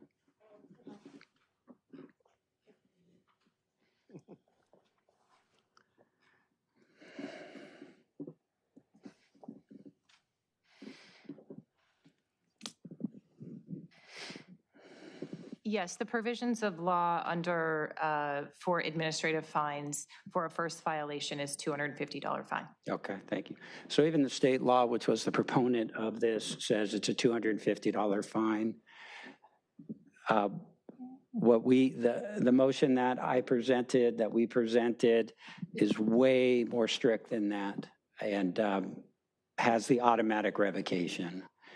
If this is a bad apple, and I'm not saying they're not, we're going to know real soon. We're going to have automatic inspections. A lot of people have left this room. You know who's still here? Sergeant Spry. Because as I said before, he's going to be bird dogging this thing. And with Lieutenant Strauss-Snyder and our city attorney. So if this is not a one-time situation, we're going to know very quickly, and it's an automatic revocation. I think an upside, and the mayor made the point, it's not about the money, and it's not the upside of the substitute motion that was put forward, as it includes a fine, call it restitution, whatever would be correct and appropriate. We wouldn't get that if it's just automatic revocation. Councilmember Abaji's point, this is in his district. It's a stone's throw away from mine. This building goes dark, it's just blight. Or maybe if we're lucky, a liquor store goes in there. Yeah, exactly, if we're lucky, which is not lucky. So the removal of the gaudy signage, the immediate compliance with the CUP provisions before even turning on the lights again, and any violation of that being an automatic revocation, together with what's been referred to as the Waller signage. I think it's a fair outcome, and it's, candidly, it's Artesia Boulevard, and I don't like that thing being there, and I wish I could snap my fingers and make it go away. I can't. That building's going to be there. And so that's why I put forward the substitute motion. And I would just ask that it be considered and supported in lieu of the kind of the, I won't call it the death penalty, but sort of the death penalty, which is what the other one is. So you're making the same motion? I'll make the same motion. All right, and I will second that motion, adding, if I may, Mayor, You've got the floor. In the short conversation I had with the city manager, he told me this is the first revocation hearing that the city has had in 20 years. It's not to say I don't like that. I'm happy to do it when it's warranted. And in this case, bringing the revocation hearing was definitely warranted. But I think that we also need to we're trying to be a business-friendly city in an era where the economy is driven entirely by residential. We do need business to come to Redondo and money to be invested here. And I don't want to be hostile to major investments that do come into our sidewalks, our buildings, and so on and so forth. So I'm willing to give this business owner one last opportunity, which is represented in Councilmember Barron's motion. Okay, so we have a motion and a second on the floor. Councilmember Castle. I would like to make a substitute motion of the first motion that Councilmember Kolodarovich made. Second. Okay, so we have a substitute motion and a second, and you're the last hand up. So you all ready to call the vote, or is there more discussion? Okay, I will call the vote then. Let's see. By the way, if this doesn't pass, then we revert back to the. Then we wrote to your vote, to your motion. Okay, discuss further if This is needed. on revocation. Right. Yes. Permanent revocation. Oh my gosh. Yes, for the reason she had stated originally. So all for it? Aye. No. No. Okay, so that's a 2 to 3 that fails. We've got the original motion now back. Call the vote. Pardon? You can call the vote. I'll call the vote. All for it? Aye. No. All opposed? No. So we still 3-2. There we go. Okay, All right. we're in the same spot, so. There we go. And we Fair. learned something in the process. This was super fun. Thanks, everybody. Okay. And for the appellant, the resolution will be made available as the staff report was made available, and you'll have an opportunity to review it, and you are invited back to the March 3 meeting, and if you have any comments on it, you may make comments on the resolution. And I welcome you to email me any comments beforehand if you'd like. Okay, with that, I will take a motion to adjourn. So moved. Second? All for it? Aye. Okay, the next meeting of the City Council of the City of Redondo Beach will be adjourned. Regular meeting to be held at 4:30 PM closed session, and regular meeting to be held at 6 PM open session on Tuesday, March 6th, right here in City Council chambers. Thank you.